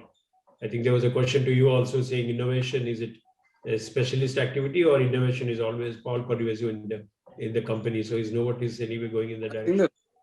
Yeah, I think future is more and more disruptive innovation, right? And more ecosystem plays. So we have to get together as a group of companies, as innovators, and develop solutions. It's no longer I'll do my own thing, I think. So I think future is definitely ecosystem.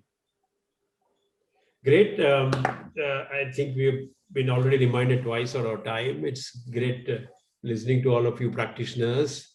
This is where rubber meets the road, and glad to learn a lot from the four of you today. And future for us in the place where we work, that Experience Flow is an intelligent enterprise, which is autonomous in many ways. It is self-detecting, self-improving, and self-transforming. And I think it's a combination, intersection of man-machine, and that's where we see it going from here. Thank you for all your time and insights. I really enjoyed it. I hope the participants did too. And with that, we will be closing the session. Thank you all. Thank you. Thank you. That's the third panel we just concluded. We move to the final one. Over to you, Sanjeev. Sanjay, are you there? Yes, Srini, thanks a ton. I'm very much here. Sorry for the old man. I get a little stuck in logistics around the computer systems, and it takes me a second to figure out and maneuver myself all over the screen. Thank you very much, Sanjeev. And Srinivasan, and thank you very much for to the previous panelists. It was a really engaging conversation, and I'm looking forward to continue this conversation in a slightly different design right now, which we will look at in a minute or two. But in the meanwhile, it's my privilege to request the host to play a 1-minute video on one of our corporate sponsors. This is an organization known as CIMA, and the organization CIMA is the Chartered Institute of Management Accountants, is the world's largest and a leading professional body of management accountants. And it not only harnesses the full power of management accounting, but also creates an environment where accounting is not just done for balance sheets, but also for the business as a whole. So may I request the host to play that 1-minute video on CIMA, please?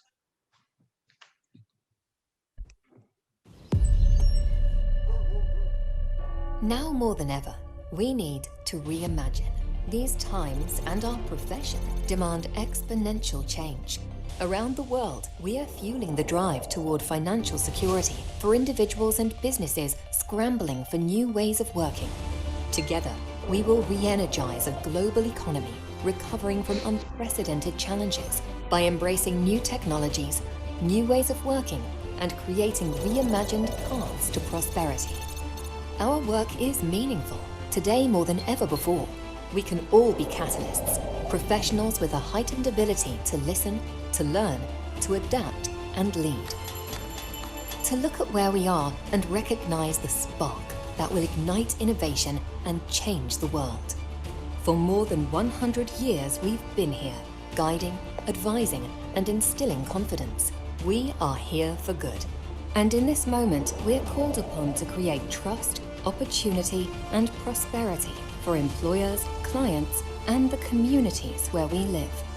We will lead the re-emergence and help the world's economies and companies find a new and better normal. And we will use our collective vision, ability, and talent to make a real difference in the world. Working together, we will reimagine our future, starting now.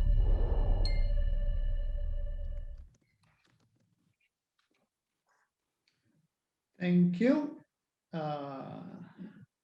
I'm hoping all logistics is fine. Everyone can hear me, can look at my face. And at the outset, thank you very much for everyone for joining in.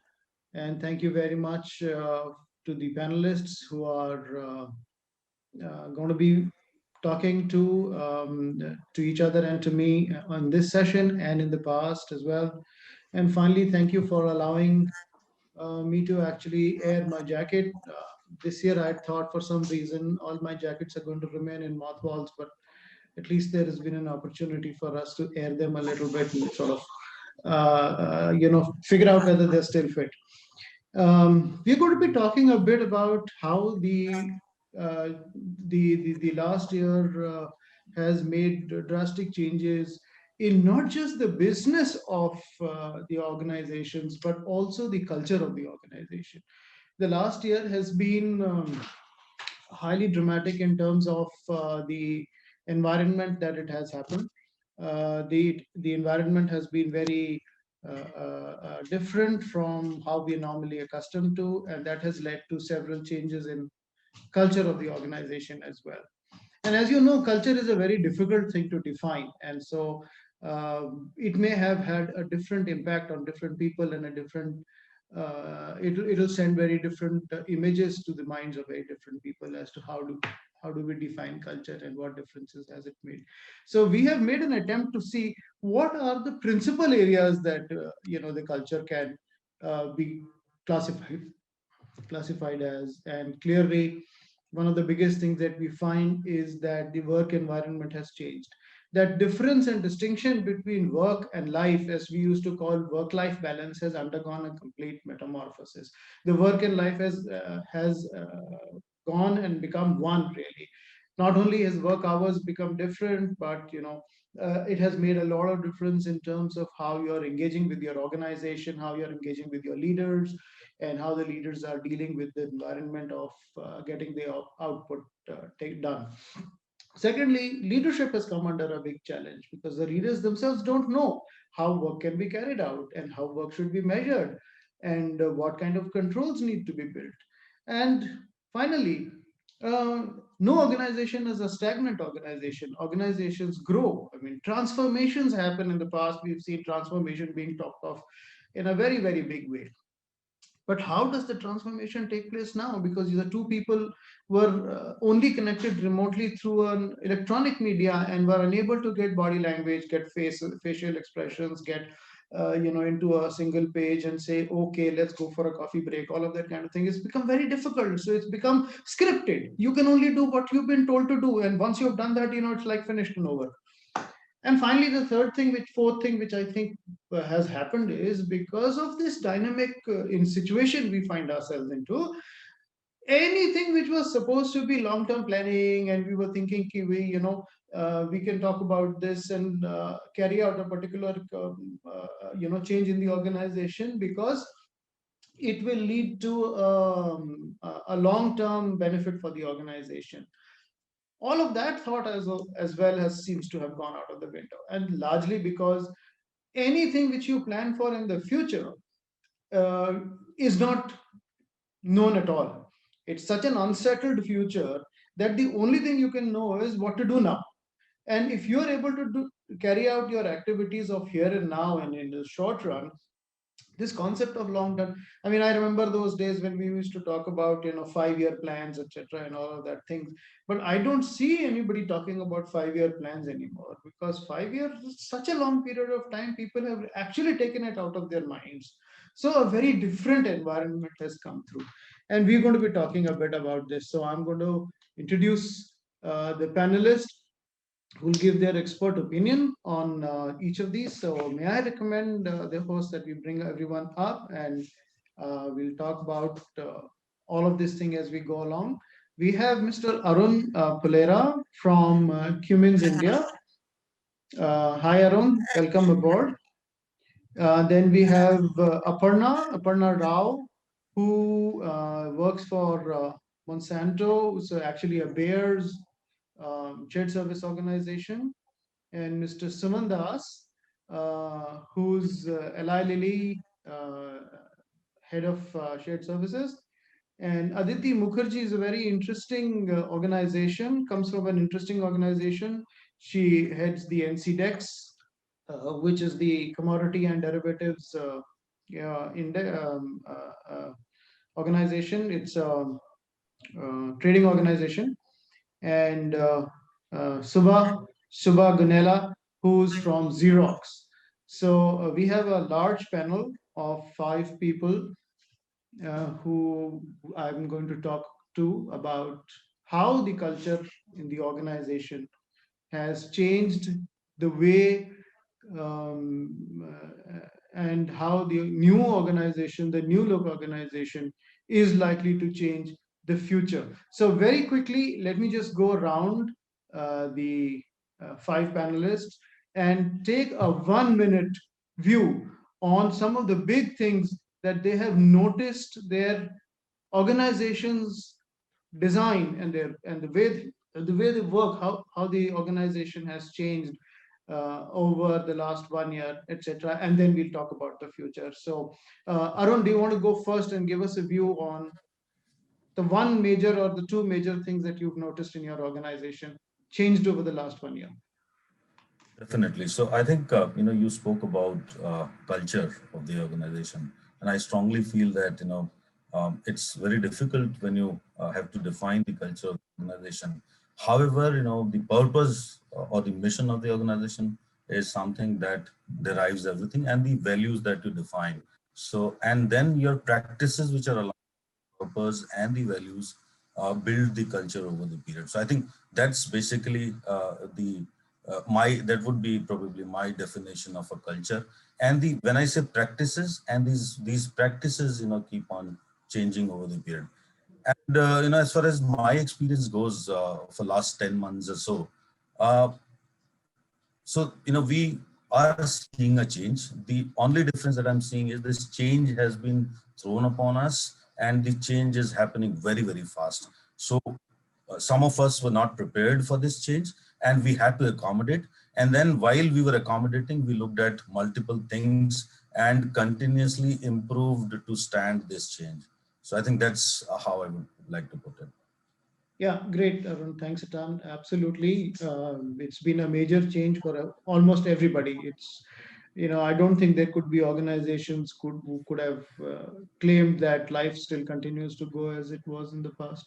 So, Aparna, I'm going to come next to you with a large portfolio that you handle. Would you like to spend a minute, give us a 1-minute top of your mind view on the principal change that you've noticed, especially in the behavioral cultural part of the organization? Sure. Thanks, Sanjay, for that question. If I have to summarize in a minute, there is no training, right, or no book that can prepare leaders for what happened in 2020. So I think to rely on one's instincts, to solution as you go, I think an increase in empathy that I could see while connecting with teams, and agility as well. And I know I'm listing a lot of things, but one more thing I saw was trust, because your team's not sitting with you. They're sitting in remote hometowns. So you have to trust that you'll get the outcome. That was a shift. Not that it wasn't happening before, but I think it just escalated over last year. And these are positive changes that I saw. The human spirit is very resilient, right? So we figured out ways to resolve issues as they came. So I think those were the big things that I saw.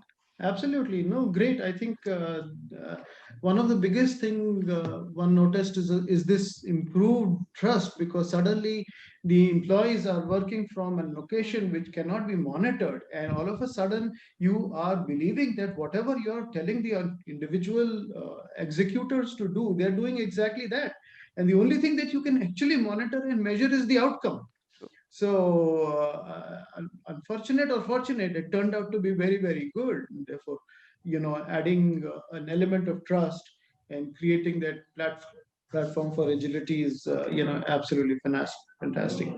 So, Suman, now you obviously come from an organization which has innovation as a part of its fundamentals anyway. And obviously, this pandemic has changed so many dimensions for organizations.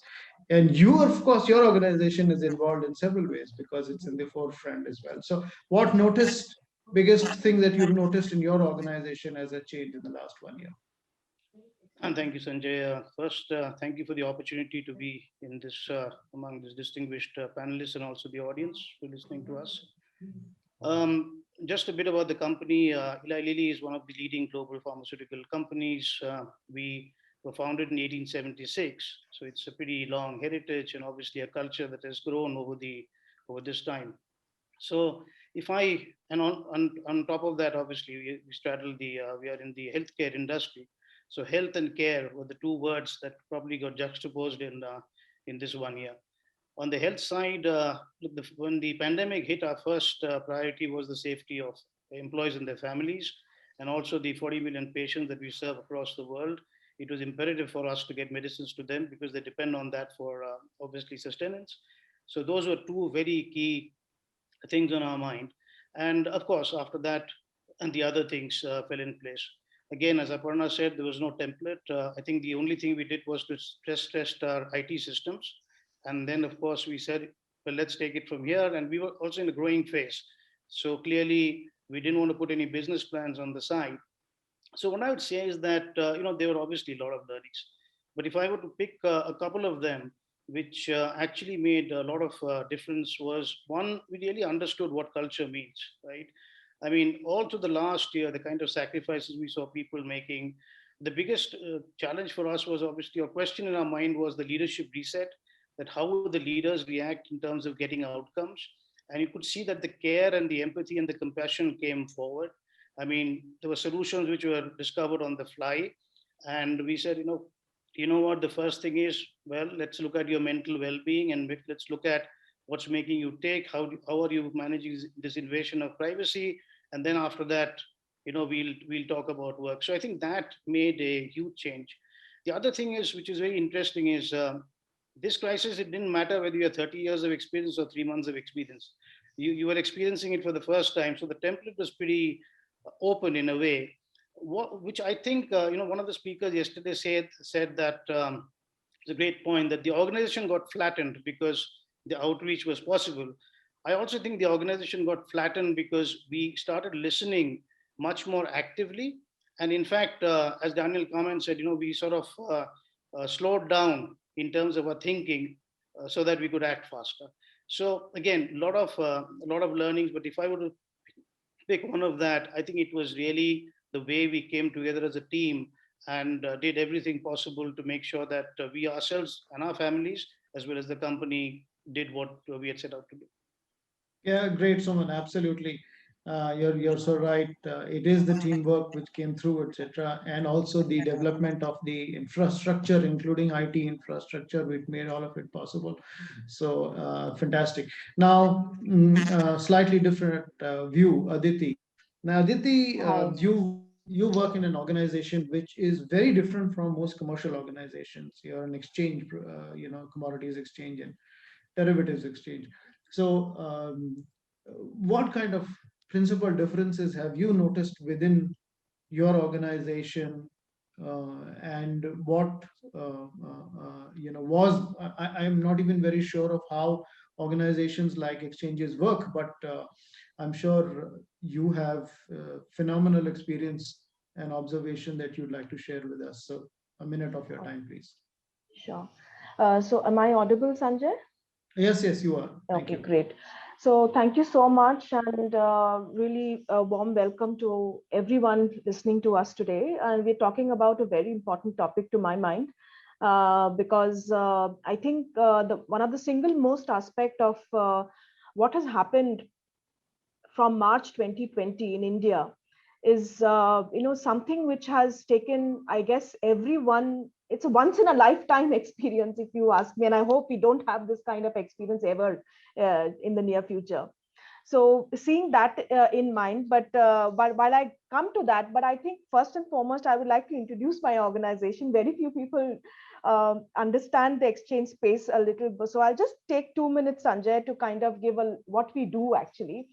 We are the first and the largest agricultural commodity trading exchange in India, and that is the first part, and we hold almost 80% of all agricultural trading that happens in India. So and thus we have a huge responsibility towards the market, and we are a market infrastructure institution, and we are regulated by SEBI. We are market regulators ourselves, and therefore we are essential services. So you cannot have a situation where the market stops trading, right? So hence, throughout the pandemic, one of the things that has happened for all of us was that we were our teams were continuously coming to office throughout the lockdown. And so when you have this kind of operations like we have ours, you cannot take you cannot say that I will work from home. We were completely 100% on site, and we moved to a work from home model with also teams coming to office. It was a remarkable change and shift of gear. And when we talk about a shift of gear, you need to have people with flexibility, coming with the with the saying that yes, we will do it, and they've risked their lives to come to office every day. I mean, if you ask me, that was the single most resilience that people have shown. Their families, leaving their families, they came to office, they stayed in office. We made all arrangements for them, and they stayed in office also. We provided transport. But what I'm trying to say is that that is the level of commitment that we have seen from our people, and that is not replaceable by any any shift of culture for that matter. So number one is the commitment and the engagement that our teams have shown towards the market and to the responsibility that they have towards the economy. And the second, also a very important part, is throughout this whole 10 months, we have continuously innovated in our product line, with obviously approval from SEBI. We've launched some new products in the market. We have not given an excuse that there is a pandemic, situations are different, financials are different, volumes are down. But the fact remains that the teams have innovated, come up with a lot of new, like we've launched AgriDex, which is the first first future returns-based index across 10 commodities in India. So that's a pioneering effort during the lockdown, and this is all was possible by this team. So essentially, if you see that, so the teams, what I've seen is shown immense commitment and engagement. So that is what I would like to kind of say. Yeah, absolutely. It's great to understand what NCDEX does, and I'm assuming that a great many people have very low visibility about your organization, largely it being a very different organization from what one is used to. And it's great to learn that the kind of commitment that your organization was able to muster together to keep it running and keep it alive was absolutely phenomenal. Very, very good example of resilience. And Subha, finally, Subha, what has been your experience in terms of that one or two single changes that your organizations has witnessed? Of course, everyone has taken up this challenge about work from home, etc., which seems to have been pretty much universal, 90% or maybe 99%. It's universal, but there are subtle changes within organizational behaviors, etc., that continue to happen in the back end when major changes like this happen. So what's been your real one experience? So Sanjay, to start it, good evening, and thank you for having me on this show, this conference, Sanjay. I mean, I don't want to repeat myself. All my other colleagues have already, co-panelists already covered. But a couple of big things that I really noticed in my organization is like we are a 100-plus-year-old organization. So we are very conservative, and all along our approach is like we will try to do, if we any kind of transformation, we'll try to do a POC, proof of concept, we'll try to do a stabilization, and then probably kind of try to go for a big bang deployment. Or even if you want to move it into any shared service environment, it's all about lift and shift and then stabilize and then do a transformation. But COVID has actually put us into such a spot that we are now literally transforming as we lift. It's like now we are changing the wheels of the car as we are actually driving it. So that's a dramatic change in the mindset of the people, which probably in the past, maybe if you ask the same question in 2020 first quarter, probably we wouldn't have had the same approach. So that's a different mindset in terms of shifting the gears. Second thing is in terms of the customer experience, what are the different ways of looking at customer experience? And that's something, again, you always have a strategy, but now we are kind of pushed to the wall to look at what else can we do differently in terms of doing the right things to improve the customer experience. That's something which I always felt. And last thing, maybe third point, if I am allowed, Sanjay, is the agile environment. Now, it's no more a place where you try to do things in a small bits and pieces and try to do a UAT at a small level, but it's all about your appetite to take a risk and try to move fast on a agile environment. I think those are things I saw a drastic change in the entire environment, Sanjay. Yeah, absolutely. You're right, Subha. There has been this changes, and agility seems to have been pretty much universal, and maybe the one principal need of the hour at that time, because obviously organizations had to find innovative solutions to carry out their activities in order to sort of live this. Now I'm going to talk. I'm going to talk a little futuristic here and say that yes, okay, this thing has happened and the world has changed because this is how the thing was given to us on a plate. Now, what are we going to do about it? How are we living with it? Are we see, there'll be these changes for sure. The world, even if everyone comes back to work, I mean, that's one possibility, that the whole world has come back. But the very fact that there is this technology solution available where everybody need not come back to work at the same time. So therefore, the new world as we are going to come out will have to have something very different. Will be forced to have something very different. Even if you all come back together to work, etc., there will be this fear which will continue to remain for some period of time. Maybe people will have to wear masks, maybe there'll be sanitization, maybe there'll be social distancing, maybe there'll be other things as well. But that very strong bonhomie of all of that, etc., may be taking a while before it actually comes back totally. So it's like that statement that we're making, that Corona and technology seems to have conspired together to create this transformation in the culture of work. Because there was this Corona, but there was this technology as well, which made this transformation even possible. So, do you believe? Maybe this is a question that I can ask Suman, really.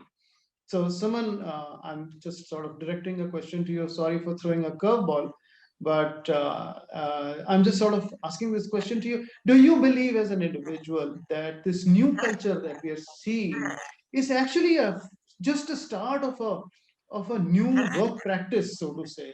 And say, the newer world that we're going to soon see will have to live it for a substantial period of time. In fact, there might be an entire generation which will learn to live these things very differently, largely because you have several options that were considered blocked till a few years ago, till a few months ago, actually. So what's your opinion on that one, Sanjay? So, the way we are looking at this whole situation is maybe what we call is the 3R approach. One is you got to recognize the issue or the matter of the situation. The other one is resolution, and then finally recalibration. One of the challenges in making decisions in stressed conditions is that you probably either short charge or are sort of influenced by bias.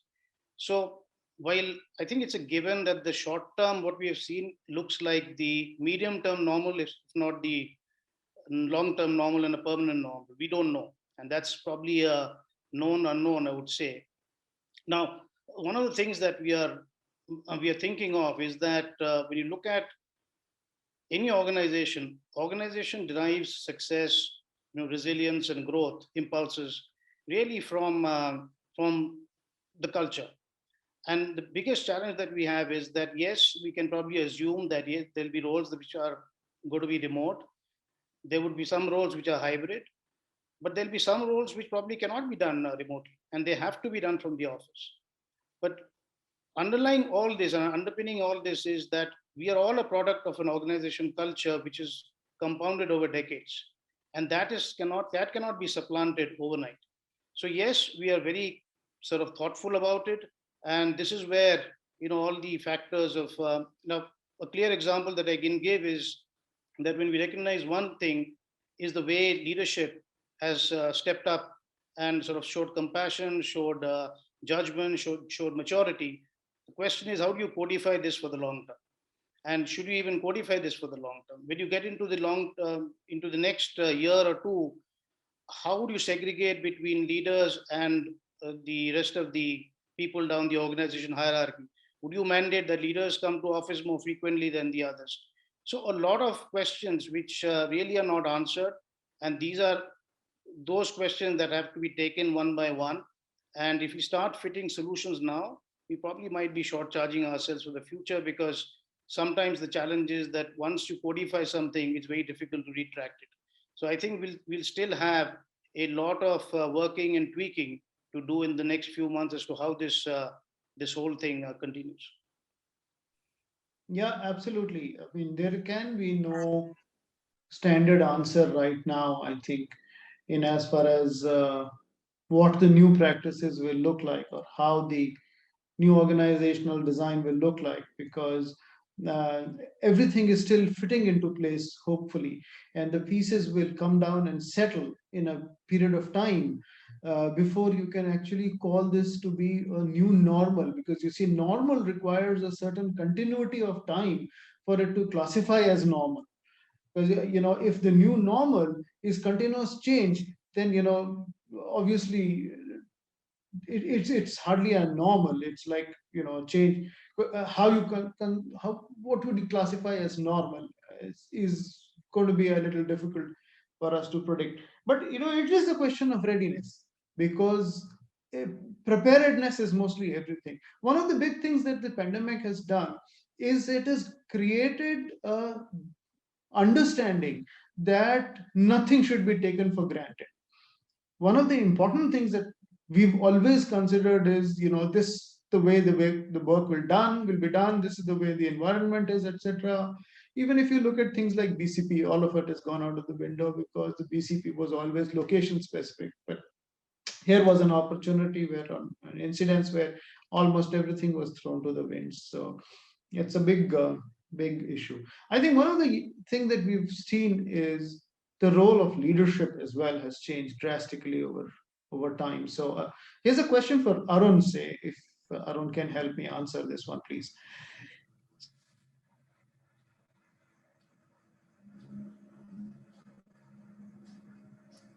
You've gone mute, Sanjay. I'm sorry. I'm sorry. I think I must have accidentally muted myself. Rakesh, thank you very much. I don't know where I seem to have missed out, but you'll have to start afresh. I'll start again. So Arun, thanks for reminding me that I was probably on mute. But what I was saying is that the leadership has taken up and done a lot of, taken a big step and stepped up to the plate, as they say in the US, because not everybody was expecting how the leadership will pan out, what they will do, how they'll engage with the people, how will they create an environment where they can continue to sustain. And like pretty much everybody has said that people have come together. There has been so much of trust that people have built, so much of new practices that people have been able to garner. There has been agility that we've been able to to take on and create these new things. So if the new generation leaders are to be guided on how we should or they should get themselves ready and prepared, etc. So, for example, some of the things that if you can help me understand in Cummins is what are you actually taking care of more in defining new leadership competencies, etc., within your organization? Sure. So I think when Cummins, when COVID came back, when COVID hit us, and we were coming out of this and this lockdown, there were three top priorities for us, to look at. One was the health and safety of all our employees. That came first for all of us. Second was, the continuity of services that we were extending to our customers. And third, the most important aspect was continuously looking into the future, because you cannot leave your vision from the future. So while these three were the top priorities, we defined how can we create a framework and what could be the questions which can be asked to be prepared to handle this coming back to work. So we asked ourselves, can we provide a safe environment to our people to continue working and providing services to our customers. Then we looked at the community, in terms of the regulations and the guidance that have come to us. And then in terms of our readiness with resources, we said, how can we prioritize and how can we look at the different groups, being a manufacturing organization, we'll have to be at the shop floor. So there are some critical jobs which are to be continued. So you need to be on the site. Then there are some roles which we defined could be, on the site, off the site. It can be a mix of two.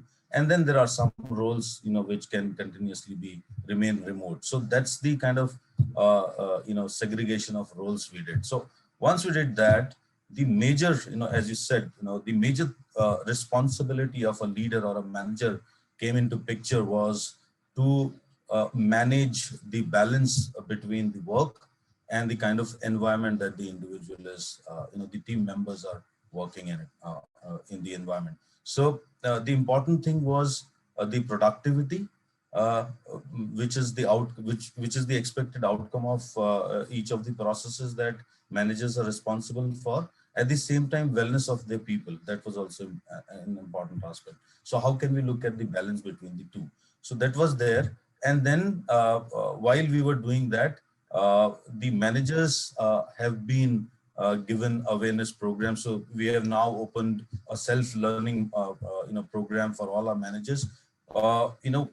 And these modules, what they would help our managers do is they'll be able to recognize the unique needs of the people, because this kind of a mixed kind of environment where people are working, some are on the shop floor, some are working from home. The kind of environment that they are into, they would have different unique requirements. So how managers should be able to recognize these unique needs, how they can collaborate, more, how they can become more accessible, to their teams. How can they connect more? Being flexible is an important thing. How can they be flexible? Because this is a time where you need to understand the basic requirement of being flexible. And then more importantly, it is important to be real. So there are certain behavioral programs which have been made available to our people through our remote learning model. And we have also recently launched a mobile learning app which can be referred. I mean, these programs and modules can be referred to on the go by our managers and some of the employees also down the line. So these are some of the initiatives Cummins have taken as far as making our managers ready to manage their people in this kind of. Absolutely. No, thank you. Thanks a ton. Absolutely, Arun. Great initiatives, because one of the big risks is that while it is easy for us to give directive instructions to people who are on the desk and carrying the businesses of the company out, etc., relatively easy, I would say, but relatively tough to expect the technology, expect the middle management and the senior management as well to really step up to understand how this world has changed and what I need to do to put everything together and still make it powerful and still make it productive. So great initiatives, especially if you're talking about middle managers who themselves not necessarily, very up to the level in intellect and sometimes not even very empowered. So great initiative actually by you. One quick question to Aditi here, and that's largely because Aditi works in an environment which is so unique and fascinating, I will say. Aditi, clearly working of an exchange is highly dependent on technology, and technology is probably one of the biggest, what should I say? It's one of the biggest backbones of your organizational operations. And carrying out a change or a dramatic change like this, where some part of your people are working from home, some part are working from elsewhere, etc., requires a very different kind of technology backbone from security point of view, for example. So, did you get to see some differences in the way your technology operates, and what are your experiences in terms of how the technology of your operations got integrated during the pandemic and post-pandemic, etc.? Are there changes that you are recommending and your organization is now carrying on for the future? So thanks, Sanjay. For example, I'm sorry for barging in again. I'm so sorry. No one of the things that keep coming into my mind is, can we use the modern technologies like blockchain, etc., stuff like that, etc. I'm not sure whether it's even relevant for exchanges, but I believe those are things that are being talked of in a very, very big way. So are there opportunities in NCDX at all in this? Okay. So let me start by saying with a word of caution that whatever we do is obviously in with guidelines given by SEBI. Okay, so that is the first part. Second part is that you're right. Exchange, the technology that we have or technologies that are invested in exchange operations or market infrastructure organizations are huge. And since its inception, NCDX has been always playing a pioneering role in agri-commodity space. And one of the most innovative interventions we had started way back was to modernize the whole Indian agricultural commodity space through proprietary systems, including electronic record keeping, then transfers of agricultural commodities through Comtrack, enabling an entire pledging mechanism through electronic means. And I'm talking long back. We were doing mandi modernization, standardization of commodity specifications, the quality aspects of commodities in the derivative space. And of course, another organization we have is the whole modernizing of the warehousing practices. So when you look at the kind of, the whole technology value chain that we have a clearing corporation, NCDX. Apart from being an exchange, we also have other subsidiary companies. We have a clearing corporation, we have a e-market, which is a spot market. Then we have, the whole e-warehousing where, e-warehousing practices. So when you look at the whole value chain of NCDX, technology, we are heavily invested in technology. And keeping all this in mind, thus we have already ramped up many of our security, all our security measures, because all our securities are audited, security measures are audited by SEBI. So in that sense, we have to be really robust in what we do. So from the perspective of when the COVID came, needless to say, we were absolutely ready. We invoked the whole BCP plan in place. We put all our security measures were anyway there, but we made it more robust. And all the important aspects, because we cannot afford to make a mistake here. So we just cannot. And that's the reason why we are so heavily invested in technology in NCDX and our group companies. So So in that sense, whether we had a remarkable change in the way we did, I will say not. It was always there.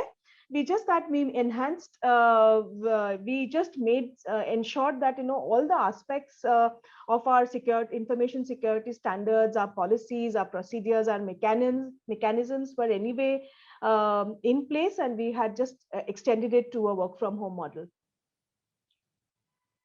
Yeah, okay, I understand, absolutely. Yeah, but I didn't realize that, this requires so much of infrastructure behind it, including so many different organizations which are coming in as a support organizations, of course.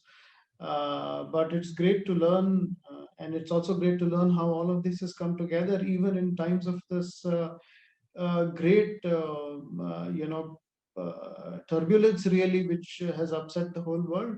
In fact, Sanjay, if I were to just add one small point, the bright spot in the whole Indian economy, which the only sector which actually showed some bright spot was agriculture during the COVID. If you recall the, the economics in all the news articles, apart from obviously other probably healthcare and some other sectors, but the traditional agricultural sector also was a bright spot.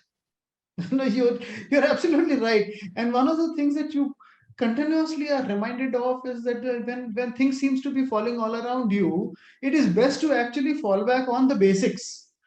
And the basics of any human life has always been, humans are, I'm sorry, but humans have always been hunter-gatherers, and ever since the last several millennia.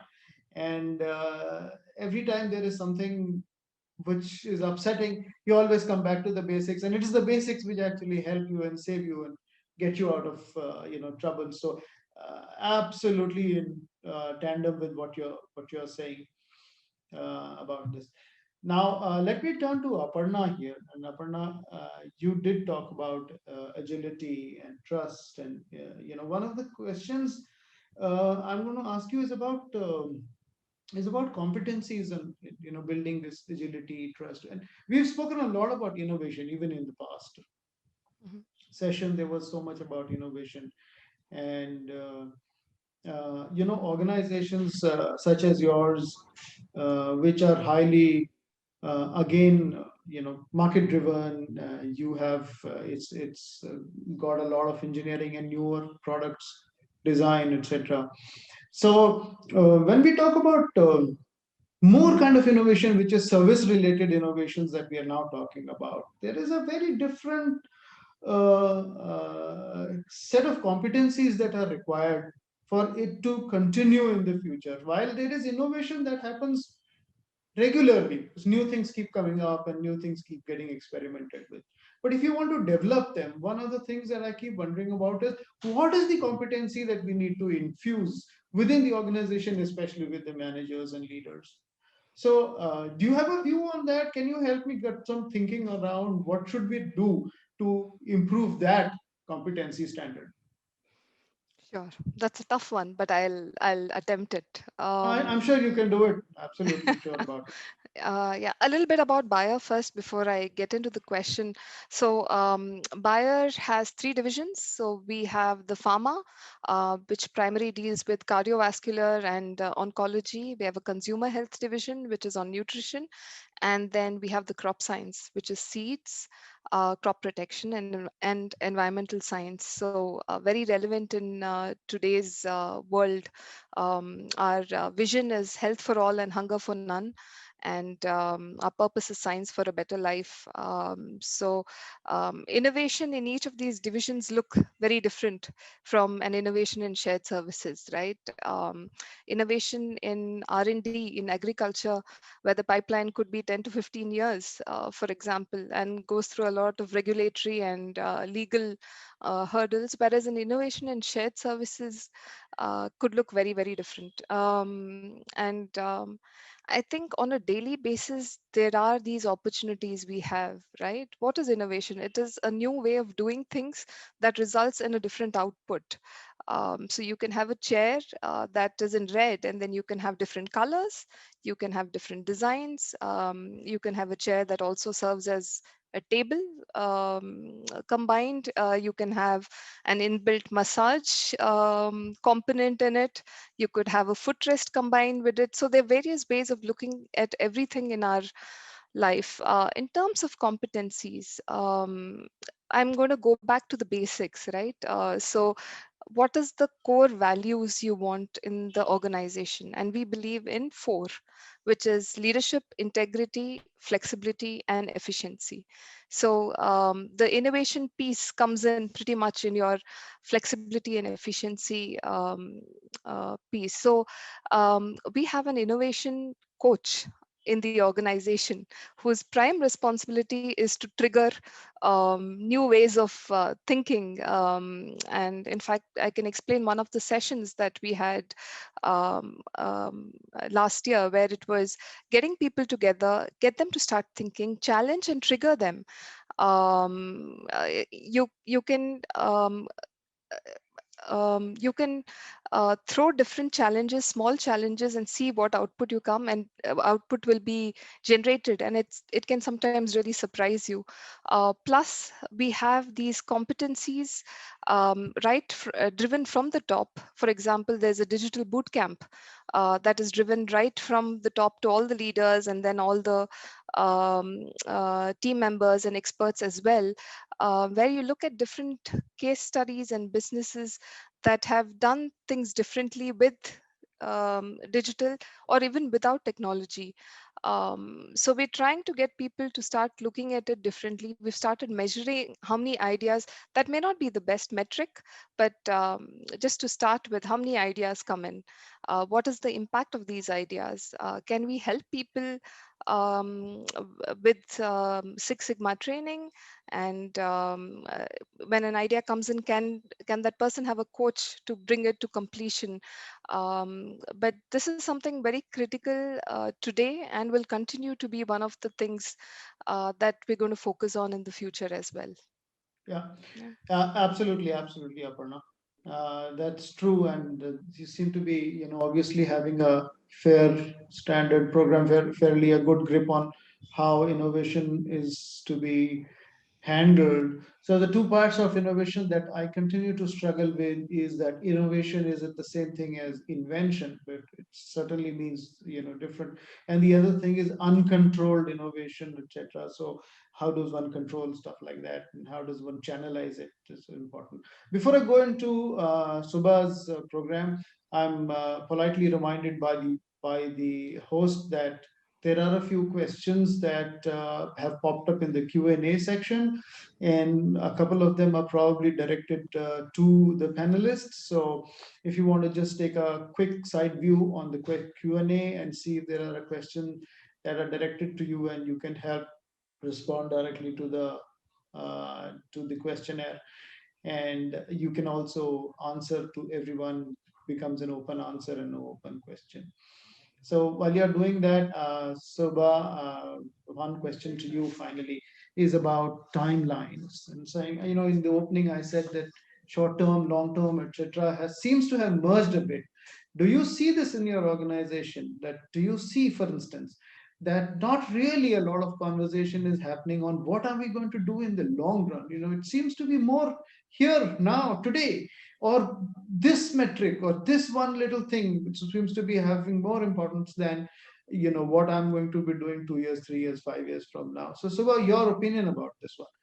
So Sanjay, let me put it differently. Again, at least from my organization perspective, yes, we do have a long-term strategy. Yeah, we do have a kind of 5 years, 10 years roadmap. That is extremely important for us to, it's not just about the economics behind, but it's all about the growth and the trajectory and what kind of strategy you want to really place this organization as one of the top organizations in the world. So we do have a strategy. It's just that COVID came in and probably did alter it little, but that entire strategy and roadmap for last next 10 years is the backbone for us, how to be maneuver. And certainly COVID has put some kind of impetus and some kind of push towards trying to achieve some of those targets in a what you call a different way. But yes, we do believe in having a long-term strategy. But having said that, to your question, Sanjay, is like, what is the new short-term, long-term, medium-term? I think I personally feel that yes, the new medium-term, long-term is at least for a few days, next 6 months is probably will continue to work from home. That will be there. But I think if I have to take a different step, and what we are trying to do in Xerox, Sanjay, is it's all about identifying those roles and trying to look at, do we really need them to come to office? And apart from that, and how do we make this work from home successful? And I also remember you spoke about culture and leadership, and it's a vast subject we can't cover in 5 minutes, but it's all about, if I have to put it in a short, this one, I would say, how are we empowering our people to deliver what they should be doing? Because in the past, it's about office was different, home was different, but today the difference between home and office is probably there's nothing, because the living room is now the office room and the other way around. Yeah. So the leadership, the culture, what we're trying to drive in terms of showing that empathy to the guys and to the families, because there's a lot of sacrifice that goes from the family side as well. It's not easy for the entire family to absolutely keep quiet when we are in the calls. So it takes a lot for the family as well. So one, recognizing that, empathizing with them, also being focused in terms of how objective we are in trying to get this thing. That's a big cultural change, and it definitely needs a lot of maturity in the leadership. I think that's something which definitely we are trying to look at from a culture perspective. And of course, technology is there, and maybe it's my thinking. I'm a great fan of technology, but I always go back to my basics. I'm a Six Sigma proponent. I look at the fishbone, some of the lean theories, and as the 5 Whys, and try to look at my foundation strong. And if I can really get my foundation strong, getting RPAs and AIs is probably a little easier. But today, this RPA and AI is a lot of buzzword. But at least I don't. Again, this is my data that 60 to 70% of the data of the RPAs sometimes they fail because it just put on top of the existing process without standardizing the process. So from our organization, what we are trying to do is we're trying to, again, luckily it's a 100-year-old company. We have some of the basics really right, but we are also making sure that we do a process reengineering, get the fundamentals right, and get a culture where we understand what is the short-term, medium-term, long-term. And again, we are always hoping that the long-term would be work from home. That's our way of thinking. And we are trying to get technology as an enabler, and we definitely want to look at that as an enabler only, and we definitely don't want to replace technology with people, but it is be used just as an enabler only, Sanjay. Very good, absolutely.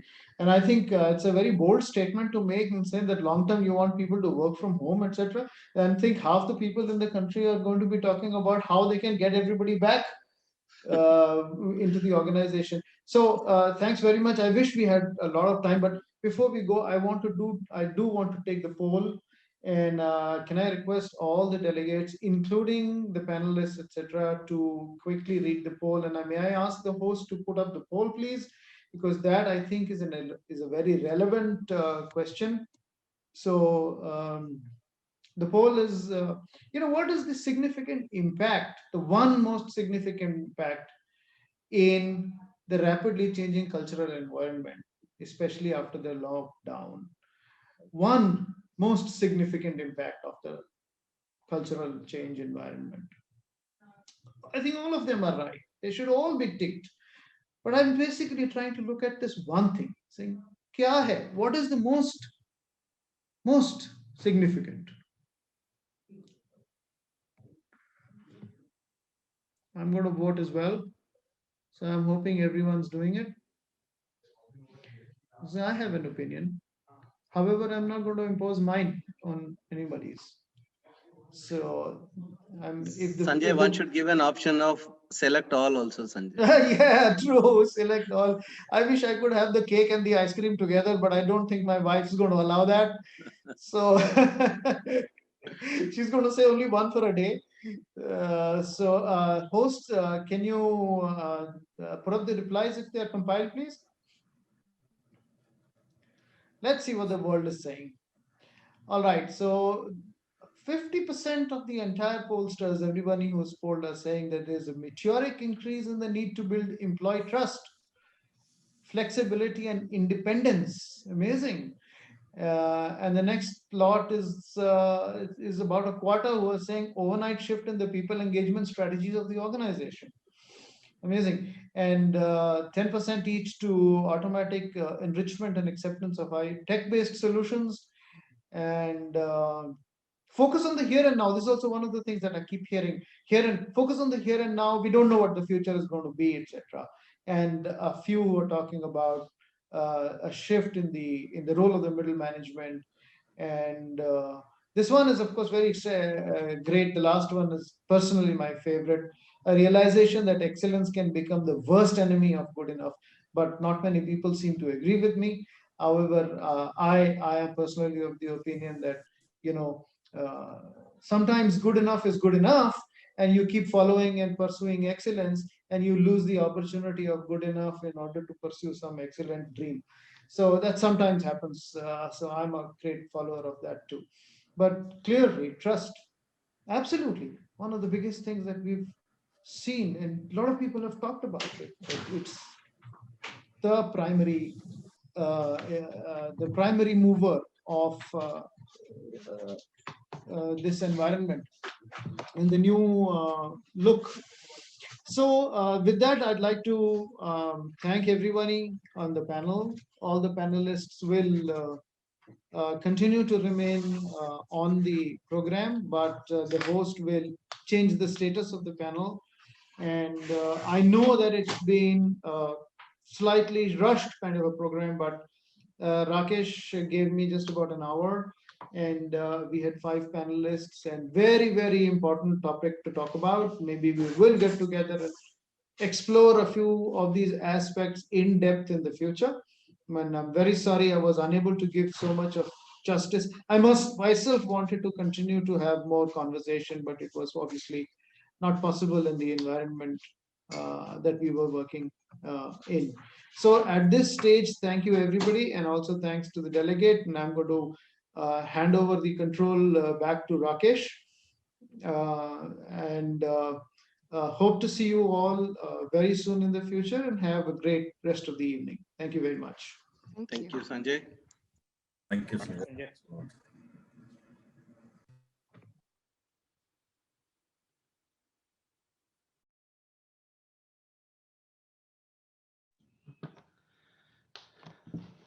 Once again, very good evening, and thanks, Sanjay. It was great to always listen to you, and I think the way you were moderating, I think we all know. I was already receiving messages from few of our industry colleagues. They were saying, we are waiting for Sanjay to come, and I think he really rocked the show as always. And a lot of interesting conversation and perspectives you were able to extract from our panelist in a very short span of time. I think the topic was very powerful and very relevant. So it was really nice hearing you, Sanjay. Thank you for it. Of course, we'll move to the next section of the or the last agenda of the entire conclave, and I think a lot of people are very desperately waiting for excellence awards and recognition. So I request each one of us to just hold our nerves and be there for next few minutes. We'll be unfolding and sharing the winners very shortly. But as I get into the excellence awards and recognition, I also wanted to use this opportunity to talk about one of our partners for today's event and the conclave. This is Experience Flow. They are our corporate sponsors. Experience Flow is headquartered in San Francisco with a purpose to transform CXO-labeled decision making, achieve consistent and predictable business outcomes, whether related to growth, cost, compliance, or customer experience. They are one of the industry first from the AI/ML rich digital nervous system platform designed to help CXOs, business services leaders to achieve and manage and improve and transform organizational performance. With this, I will request the host to play an audio visual, please. Proactive decisions and actions are the key to consistently achieve business outcomes. Organizations are constrained by the data, information, and system There's no audio at the back end. Can you just please and check? There's no variations audio, only leading to video is coming. Can suboptimal you just please business check? outcomes and missed opportunities. Here is Experience Flow, a Silicon Valley-based AI, ML, technology company with global presence that offers a new system of outcomes called Digital Nervous System, DNS, enabling the organizations to overcome this constraint and achieve true business potential. The DNS mimics human cognition in real time to improve quality, speed, timeliness, and costs of decision making. DNS is industry agnostic and provides real-time insights, intelligence, and improvements to overcome last-mile decision challenges. DNS can be personalized, easily configurable, and seamlessly integrates with various data sources. DNS can unlock 10 to 20% of financial and customer outcomes beyond business as usual. Experience the power of DNS. Time is just right.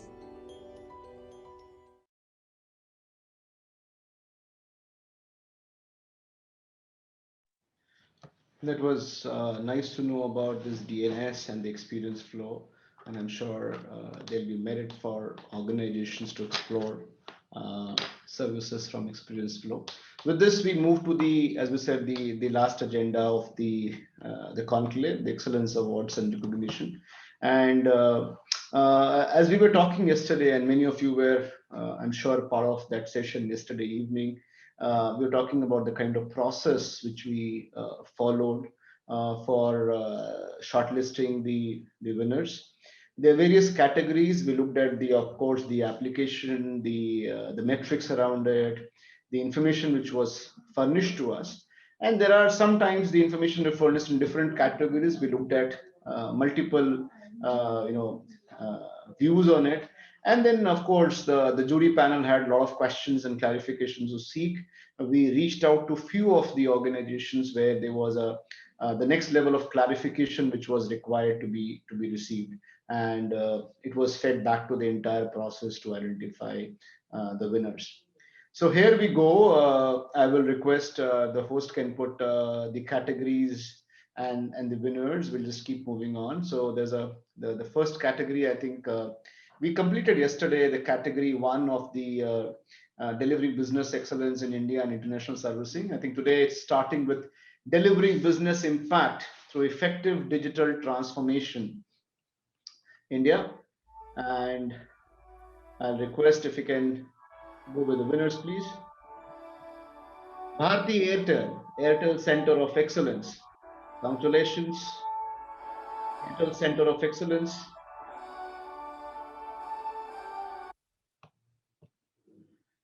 I think certainly Airtel, the Center of Excellence has been in existence for a while now. They started with multi-function approach with a finance, HR, and procurement shared services. Even the finance shared services has grown and grown well. They are close to 1,000 odd people, but more than that, they service multi kinds of customer, multiple complexity of the processes like revenue assurance, etc. And they also have brought in a digital transformation where it has become a zero intervention, the purchase to pay kind of an environment. And it has worked very well. So the kind of story they have shared from the before and after point of view was quite really impressive. Do we have any audio visuals from Bharti Airtel? And if we have, please play it. Thanks to SSF and the jury for this award. Extremely delighted to get it. SSF has been doing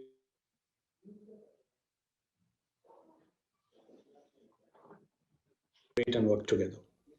Our digital initiative started with the objective of eliminating the pain points for various business stakeholders. While customers, network, channel partners were all being taken care by different teams, vendors needed much more attention.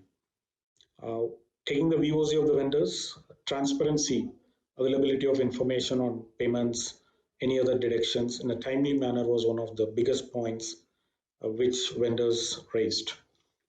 Taking that, we went across various industries to identify the best practices, and basis that we have put together a digital journey for the invoices.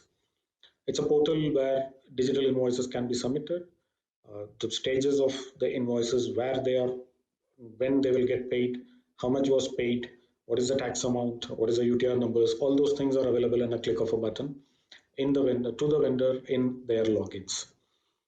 We handle about 80,000 invoices a month, covering about 4,500 crores of payments. And this process has eased a lot of pain in the system. And to summarize, this award is definitely a pat on the back for the efforts we have put in. And this is definitely helping us to get the recognition and the buy-in of the initiative within the company. Thanks to SSF once again. Our warm congratulations to Bharti Airtel, and I could see Karthik talking, and as Karthik rightly said, I think just on a lighter note, the kind of background he had, I think they are certainly trying to reach nirvana in some of the human interventions, and the team can sit on the hills and enjoy the life. Moving to the next category, can we have the category on the screen, please? Yeah. Yeah, this is delivering business impact through effective digital transformation. This is for the international servicing, so the shared services, which is doing primarily the international servicing. Can we have the winners, please? Ericsson. Very warm congratulations to the entire Ericsson team. They have done a fantastic job.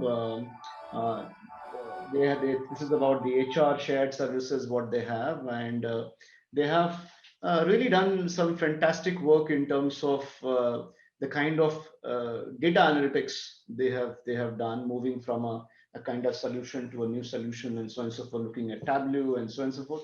I think the value which they have been able to deliver in that initiative and with the way they managed that initiative was very well articulated, and we really appreciate the kind of information they furnished.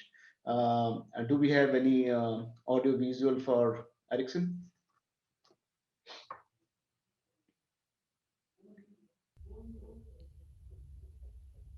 Hi, this is Anshu Gupta from Ericsson, and it is really great to be part of this SSF forum for the last couple of years. Our journey with SSF has been really engaging and enriching, and it's really a good place to share best practices, learn from practitioners, and to see how the industry is shaping up. Definitely, it's great to win, but more importantly, it's great to represent, and it's good that we represented and we won this award.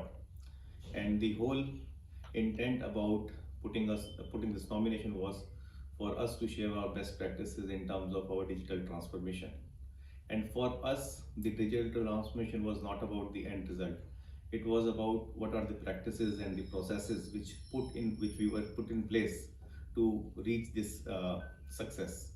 There were a lot of changes which were done in the processes, in the tools, and more importantly, it was the cultural shift within our teams which led to this transformation, because all these transformations which we have in place now are actually done by the practitioners which have little or less technical know-how. So it is more about learning on the job, understanding the domain, and then taking the processes to a transformation while enhancing the end user experience and ensuring that the processes are not only the transaction based but they are output based. It means they are actually able to relate to the end user to the needs of the end user rather than getting a transaction done. Really happy to be part of this forum. Thank you. Warm congratulations to you, Anshu, and your entire team for the kind of efforts you guys have put in, and the kind of transformational impact which you have created for your customers. So once again, warm congratulations, Ericsson team. Moving on with the next category. This is for the process excellence. Can we have the category? And yeah. Delivering business impact through leveraging process discipline and innovation in India. It's in India servicing. And the winner is VE Commercial Vehicles. Congratulations to the entire team of e-commercial vehicles. This is very powerful in terms of how they have leveraged the process and the innovation to deliver business impact to the customers. They are a shared services for an automobile commercial company. As you know, it's a joint venture of Volvo and Eicher. They are based out of Indore, and it's from a number of FTs. They may be comparatively smaller in the scale, but the kind of impact they have delivered through their process efforts is phenomenal. They always look at some of the, and it's just not about the impact within the internal finance function or internal corporate functions. Their impact has been literally to the external customers, and it has been very well recognized by even the senior management of the company. So a lot of testimonials, which was part of the application. Do we have an audio visual for v-commercials? At the outset, heartiest congratulations to SSF team on completing exciting and successful journey of 1 decade. Indeed, it's a privilege and honor to achieve this esteemed recognition. Thank you, Almighty SSF, jury and the organizers for their generosity. I humbly receive this award on behalf of my passionate team who seamlessly transformed my vision into achievements. This case study was about transformation of a troublesome business process to a more disciplined automated process with significant value addition to bottom line in quite innovative way. Once again, heartfelt thanks to SSF and the jury for honoring us with such a worthy recognition. Thank you so much. I think absolutely warm congratulations to you, Pramod. I think you have been doing some fantastic work in terms of leading the shared services. And since the day one, I'm aware the kind of impact which you have delivered for the customers internally and externally through your processes is very, very appreciated and commendable. So once again, congratulations to the entire VE commercial vehicles team. With this, we'll move to the next category. This is delivering the process discipline and innovation by international servicing organization. Can we have the winner, please?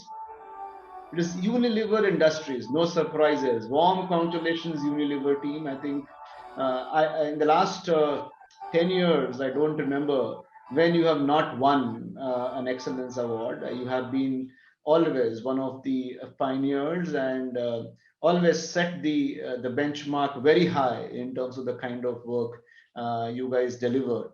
So I think in the GIC, GCC, whatever you call it as a nomenclature, in the shared services, business services space, you have set your benchmarks, and very, very warm congratulations to the entire Unilever team.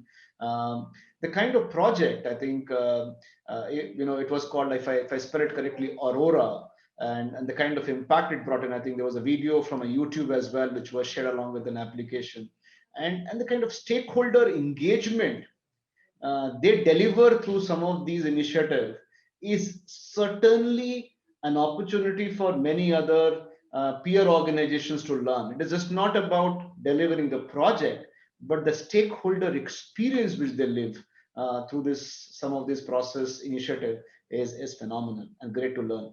So warm congratulations to Unilever team. Do we have an audio visual from, yeah. Hello, everyone. Hope you're having a great time at the virtual SSF conference. First of all, thank you very much for recognizing Project Aurora from Unilever Operations in delivering business impact through process excellence. Project Aurora leveraged HANA technology for our global control operations, covering 90% business processes, providing proactive and real-time control health monitoring, which helped our finance controllers in Unilever assess and manage financial risks with agility. A true testimony to the value GBS organizations can deliver. It is indeed a great honor for all of us at Unilever and our extended partner teams, which is much appreciated. Thank you very much. Absolutely, Anita. I think this is one more feather in the cap of the Unilever team, and a warm congratulations to you. And we look forward to you guys next year again with the kind of benchmarks every time you set with initiatives like this, and the complexity you deal with across the globe as well. With this, we'll move to the next category.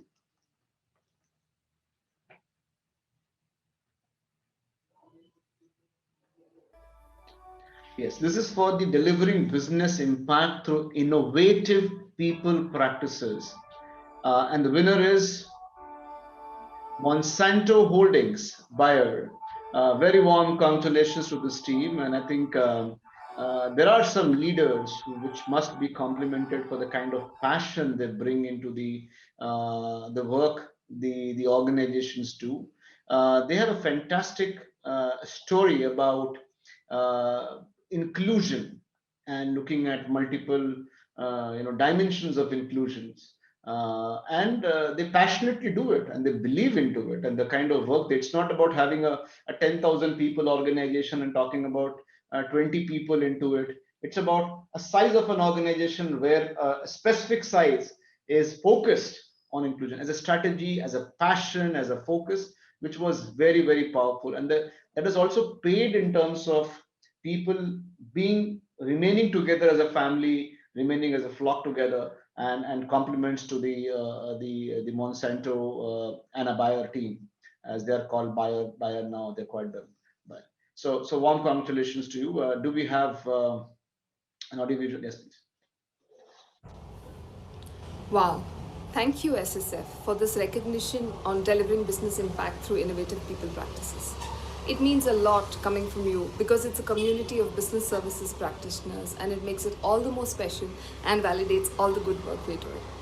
We have always put people at the center of it all and aim to create a culture where everybody can bring their true selves to work, regardless of gender, orientation, looks, or abilities. And that's how we achieved a 1:1 gender ratio, even in leadership roles. We have hearing and speech impaired colleagues, we have visually impaired colleagues, acid attack warriors, transgender colleagues, people from the rural farmer community, and now we're expanding into veterans from the military and also exploring candidates with autism in 2021. Our high engagement scores and also drastic reduction in attrition numbers over the years are testimony to what we've achieved.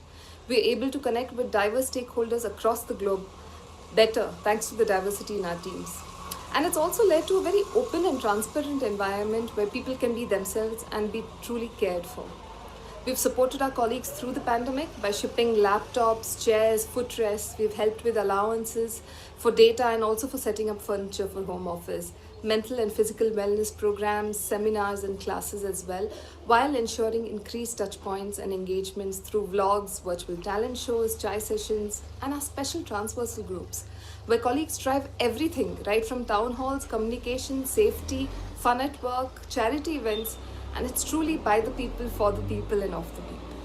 We've received a few awards internally and also externally, but this one is extra special coming from SSF. It means a lot, and this is dedicated to the wonderful team in the Bangalore Center of Bayer who made it happen. Thank you. Absolutely, and very passionate leader there, Aparna, and warm congratulations to you for the great work which has been done by the Bayer team at Bangalore. So really, once again, a warm congratulations. Can we move to the next category, please? This is for delivering business impact through exemplary customer experience. It's about really delivering that customer experience through multiple ways and mechanisms. So can we have the winner, please? Oh, this is Northern Trust India. Very warm congratulations to the Northern Trust team. They are really doing fantastic with their Pune and Bangalore center. They look at a lot of initiatives, but one of the things which we found in their entire application was how they connect the dot at the end with the impact to the customer experience. Not just about the numbers, but about that experience and how it is moving. That the needle, how that needle is moving, is one of the very interesting things we noticed in their application, and that was something to be well worth to be recognized. So with this warm congratulations to the Northern Trust team, can we have an audio visual if we have for Northern Trust?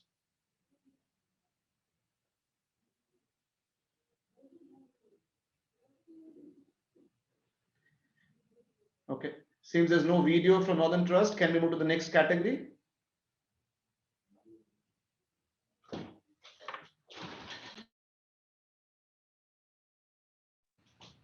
Can we move to the next category? I understand there's no video for Northern Trust. Can we move to the next category, please? The host.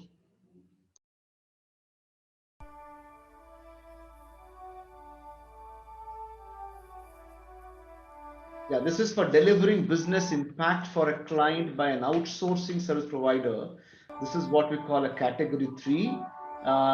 This is where an outsourced service partner works with a client organization and ensures they deliver the business impact. So it's a very a collaborative effort, and they work together. And this application, in a way, becomes a a combined effort of both the organizations. Can you be the winner? Static, right? So static, I think there's a slide which is moving. Can you just go back, please? Yeah, static is absolutely large service provider organization. The story they presented is for a very large e-commerce organization, where they partnered with this e-commerce organization. We received a lot of testimonials and even confirmation from the client organization as well. This e-commerce organization is Flipkart, where they delivered a lot of value in terms of their inventory management, their procurement, and the entire movement of the supply chain through bringing a lot of initiatives like Pokayoke, RPA, and so on and so forth. So it was a very wonderful story to listen. For an e-commerce company, and inventory management is a very important element, and Startek was able to deliver a business impact. Do we have any audio visual for Startek?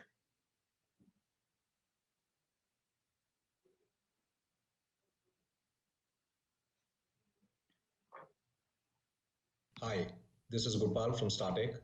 At Startek, we empower brands to excel in the customer experience evolution.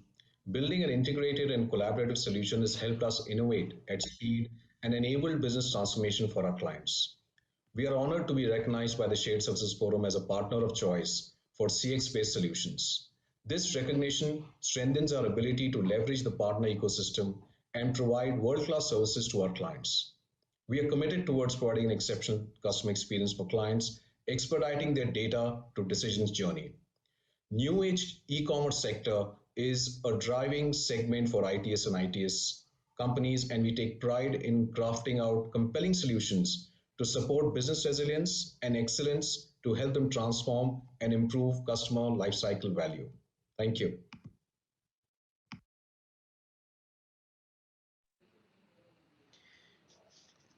So warm congratulations to Startek team.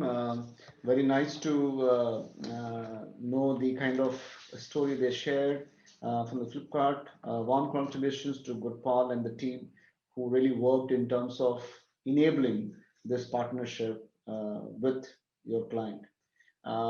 With this, we move to the next categories of special recognitions. Yes. So for special recognition, the first special recognition is for a successful launch and scaling up of the business services in global India. Can we have the winner, please?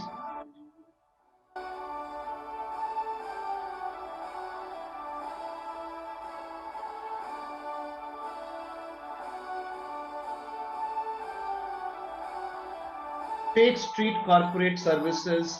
This is fantastic, and warm congratulations to them for the kind of work they have done. They have, of course, a large a shared services organization in global India, and they do a lot of excellent stuff in terms of the multiple elements of the business services. So it be people, be it fee process, and so on and so forth.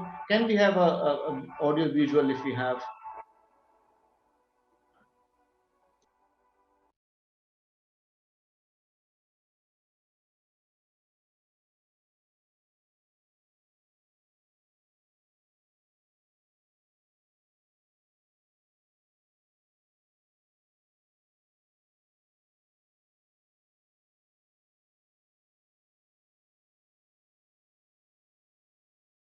I think we don't have a video. Can you just go to the next one? I think there's a special recognition for the next. There's a company. This is for again for the same successful launch. And or do we have a video for Hi. State Street? Thanks a lot to Shared Services Forum for this award and share experiences and of course learnings through forums like Shared Services Forum. I'm of course representing my teams here, which have done most of the heavy lifting, the interesting thought process and the implementation on what I'm about to talk about. The first of the projects is on IDDs. As we all know, across the industry, it is a very big problem. We have tried to apply artificial intelligence on solving that. Some way to go, but we are making a lot of progress there. The other one is around customer experience, where we have been focusing really on customer centricity and trying to solve for the customer across State Street. So working very collaboratively, taking a sense of ownership and so on and so forth. And what that has led to is us changing rankings from near the bottom of the pile to near the top. So extremely great success there. The customer is very happy with us. Thanks a lot again for the recognition. Thanks.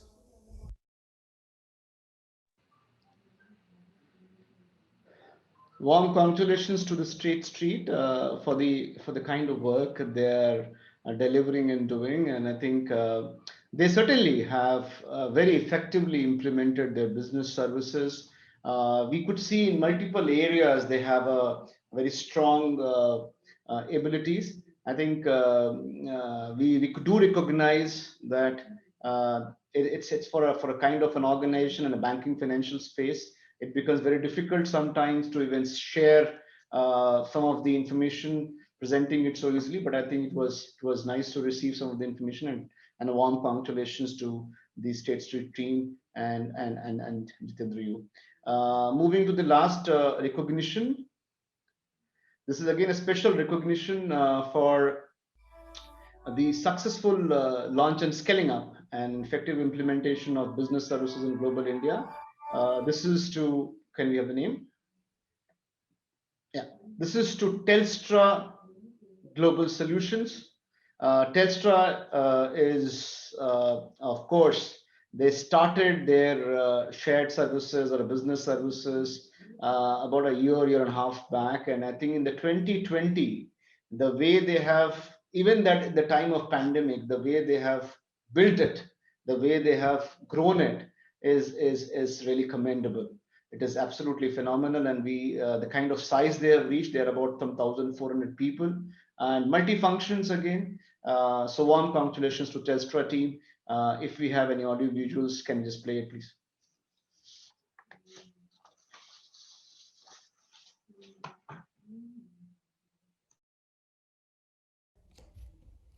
Hi, I'm Sanjay Dora and I head operations for Telstra India.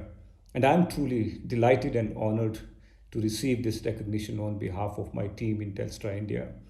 While the last few months have been quite disruptive due to the pandemic, we not only continued to strengthen our value proposition in these challenging times, but also grew our headcount significantly in India. And at Telstra India, we started our operations somewhere around mid 2019, and today our operations are buzzing with close to 2,000 people, with a broad range of exciting new capabilities in existing and emerging technologies, and which is a testament to the critical role that we are playing in the transformation of the organization and the significant value that we are delivering to the business.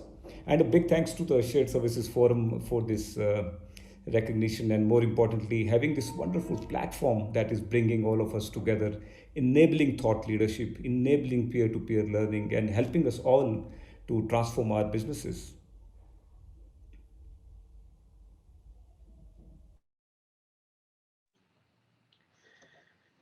So nice to hear those thoughts from you, Sanjay, and warm congratulations to you and the entire Telstra team for the kind of work which you guys have done over the last 1 year.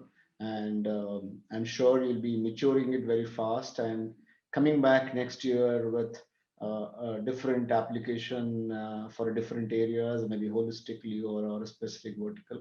But once again, warm congratulations to you.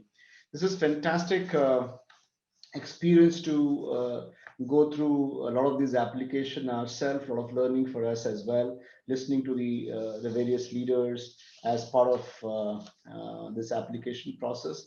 Just to bring a sense to you that many times I know there'll be people who will be really enjoying it, cheering up, feeling nice. This is first time in the last 10 years where we have started with this video acceptance per se. That too, some videos have come today morning, etc. I'm told. We have never announced the winners before the event in the past, and there will always few faces with a lot of glow, and a lot of people will be disappointed sometimes, which is fully understandable.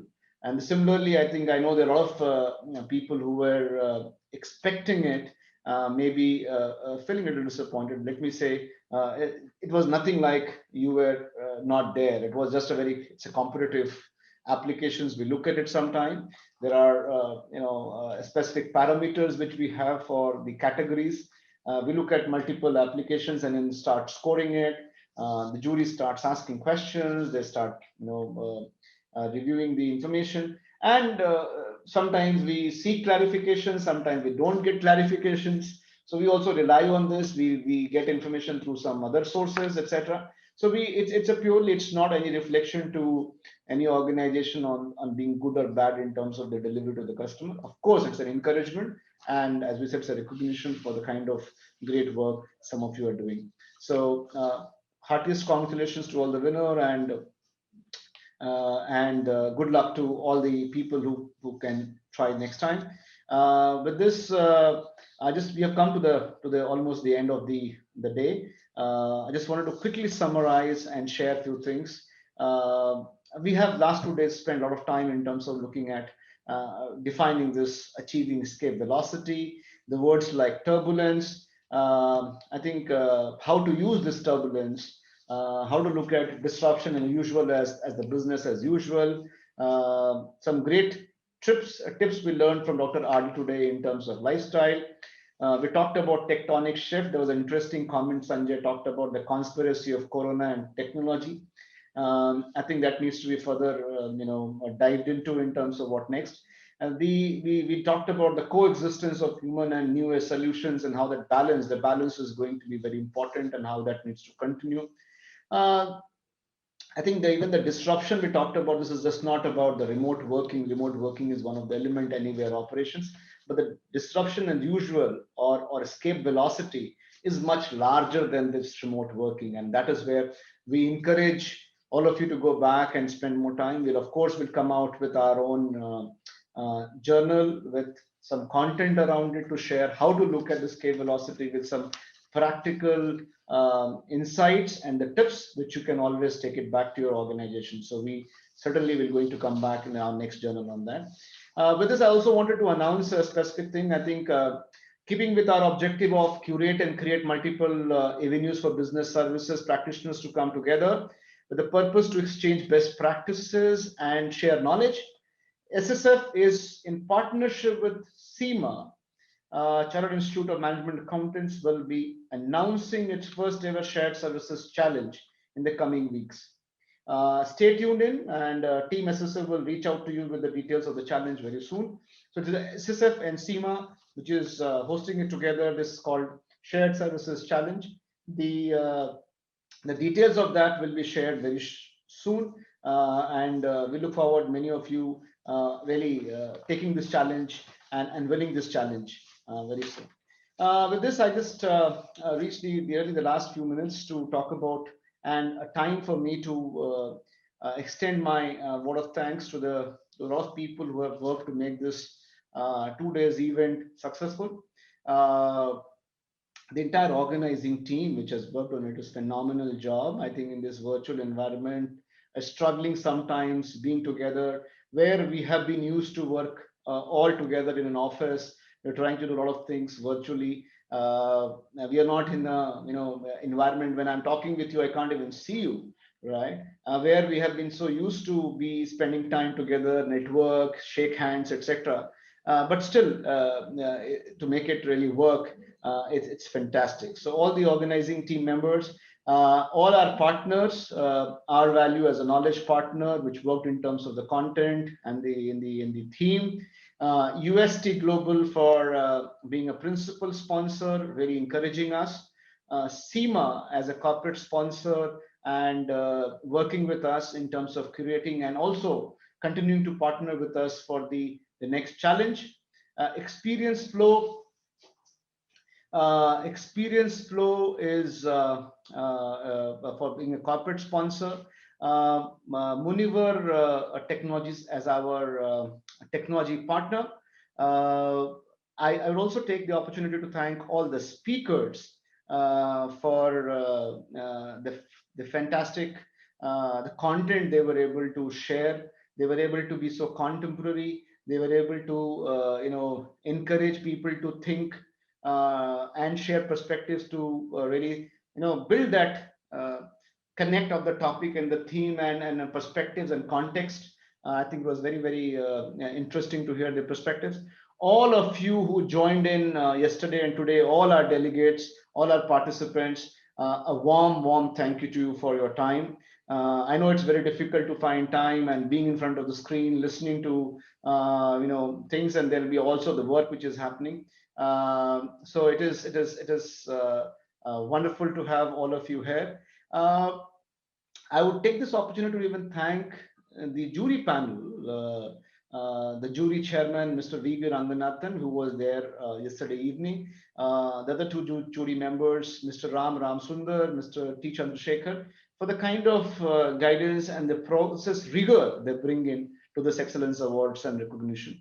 I also want to thank all the applying organizations and the leaders for submitting both the organizations and leaders who submitted their application. I mean, you make the Excellence Awards and recognition program successful, and you make our life difficult as well when we start reviewing the application because of the kind of the context and the quality you bring in. I think I've been buzzed to say that there was a video acceptance message from Northern Trust from Madhvi. I know it's a little bit of a break in the flow, but I don't mind if there's an audio visual is working now. So I just got a buzz. If it is there, can we have an audio visual from Northern Trust, please? Congratulations to Shared Services Forum for the 10th anniversary of their annual Global Business Services e-Conclave. SSF has a rich history of bringing together global leaders to discuss value delivering strategies for effective transformation of business processes and acknowledging organizational achievements and professional excellence. Thank you, SSF, for your relentless contributions to the GBS world. Northern Trust is delighted to receive the Shared Services Forum Excellence Award this evening. We are humbled by this recognition. Thank you. A little background on the project that won the award. The Cash Telex process is part of our cash and FX practice and generates Cash Telex reports to review exceptions for non-trade related activities and book FX. The project was aimed at reducing average cycle time to improve client experience. The operations, business and process excellence, and automation teams collaborated across the globe to apply 3 levels of fixes: enhancing the system, standardizing the process, and finally, automation to drive a 40% reduction in cycle time. Service expertise and integrity are the foundational pillars of Northern Trust.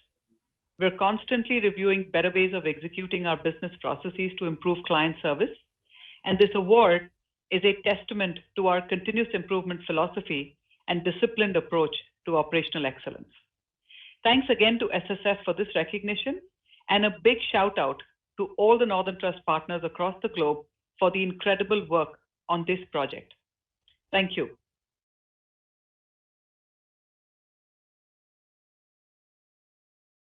Our apologies. I think there was a technical glitch, and that time it was not played when we announced Northern Trust. I think warm congratulations to you, Madhvi, and your entire team at Northern Trust for achieving this. I think as talked about, this Cash Telex project was really a very powerful story from a customer experience point of view. And so once again, a heartiest congratulations. So going back when I was talking about this, extending my sincere thanks to some of the people who have been behind it. I think it will be unfair if I don't take time to extend my special thanks to my team, which has worked on this this initiative. Thank you, Shilpa, for working on the Excellence Awards and recognition. I know it was extending beyond your things and scoring, etc., etc., and working and raw flags from even juries sometimes. So thank you, Shilpa. Thank you, Sanjeev, for leading the entire backbone of technology. Today we are able to virtually connect. So all this backend stuff. So really, really thank you, Sanjeev, for making it work. And you were really very well supported by Rahul Charan. So thank you, Rahul, for doing this, the backend stuff. Naveen, thank you. You have been always, for the 10 years now, you have been the one very important pillar for us, enabling all the web services, webcasting, live. We are live right now on Facebook or any other platform. So thank you for enabling that, Naveen. Really, really appreciate that and very grateful to you for that.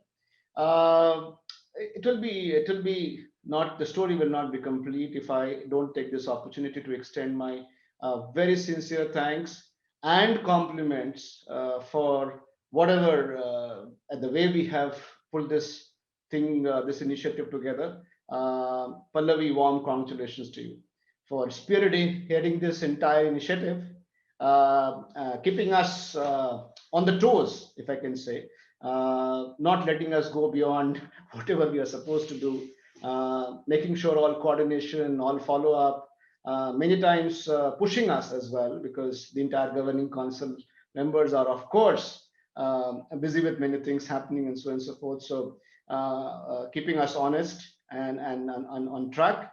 So a warm congratulations to you, and thank you, Pallavi, for making this happen.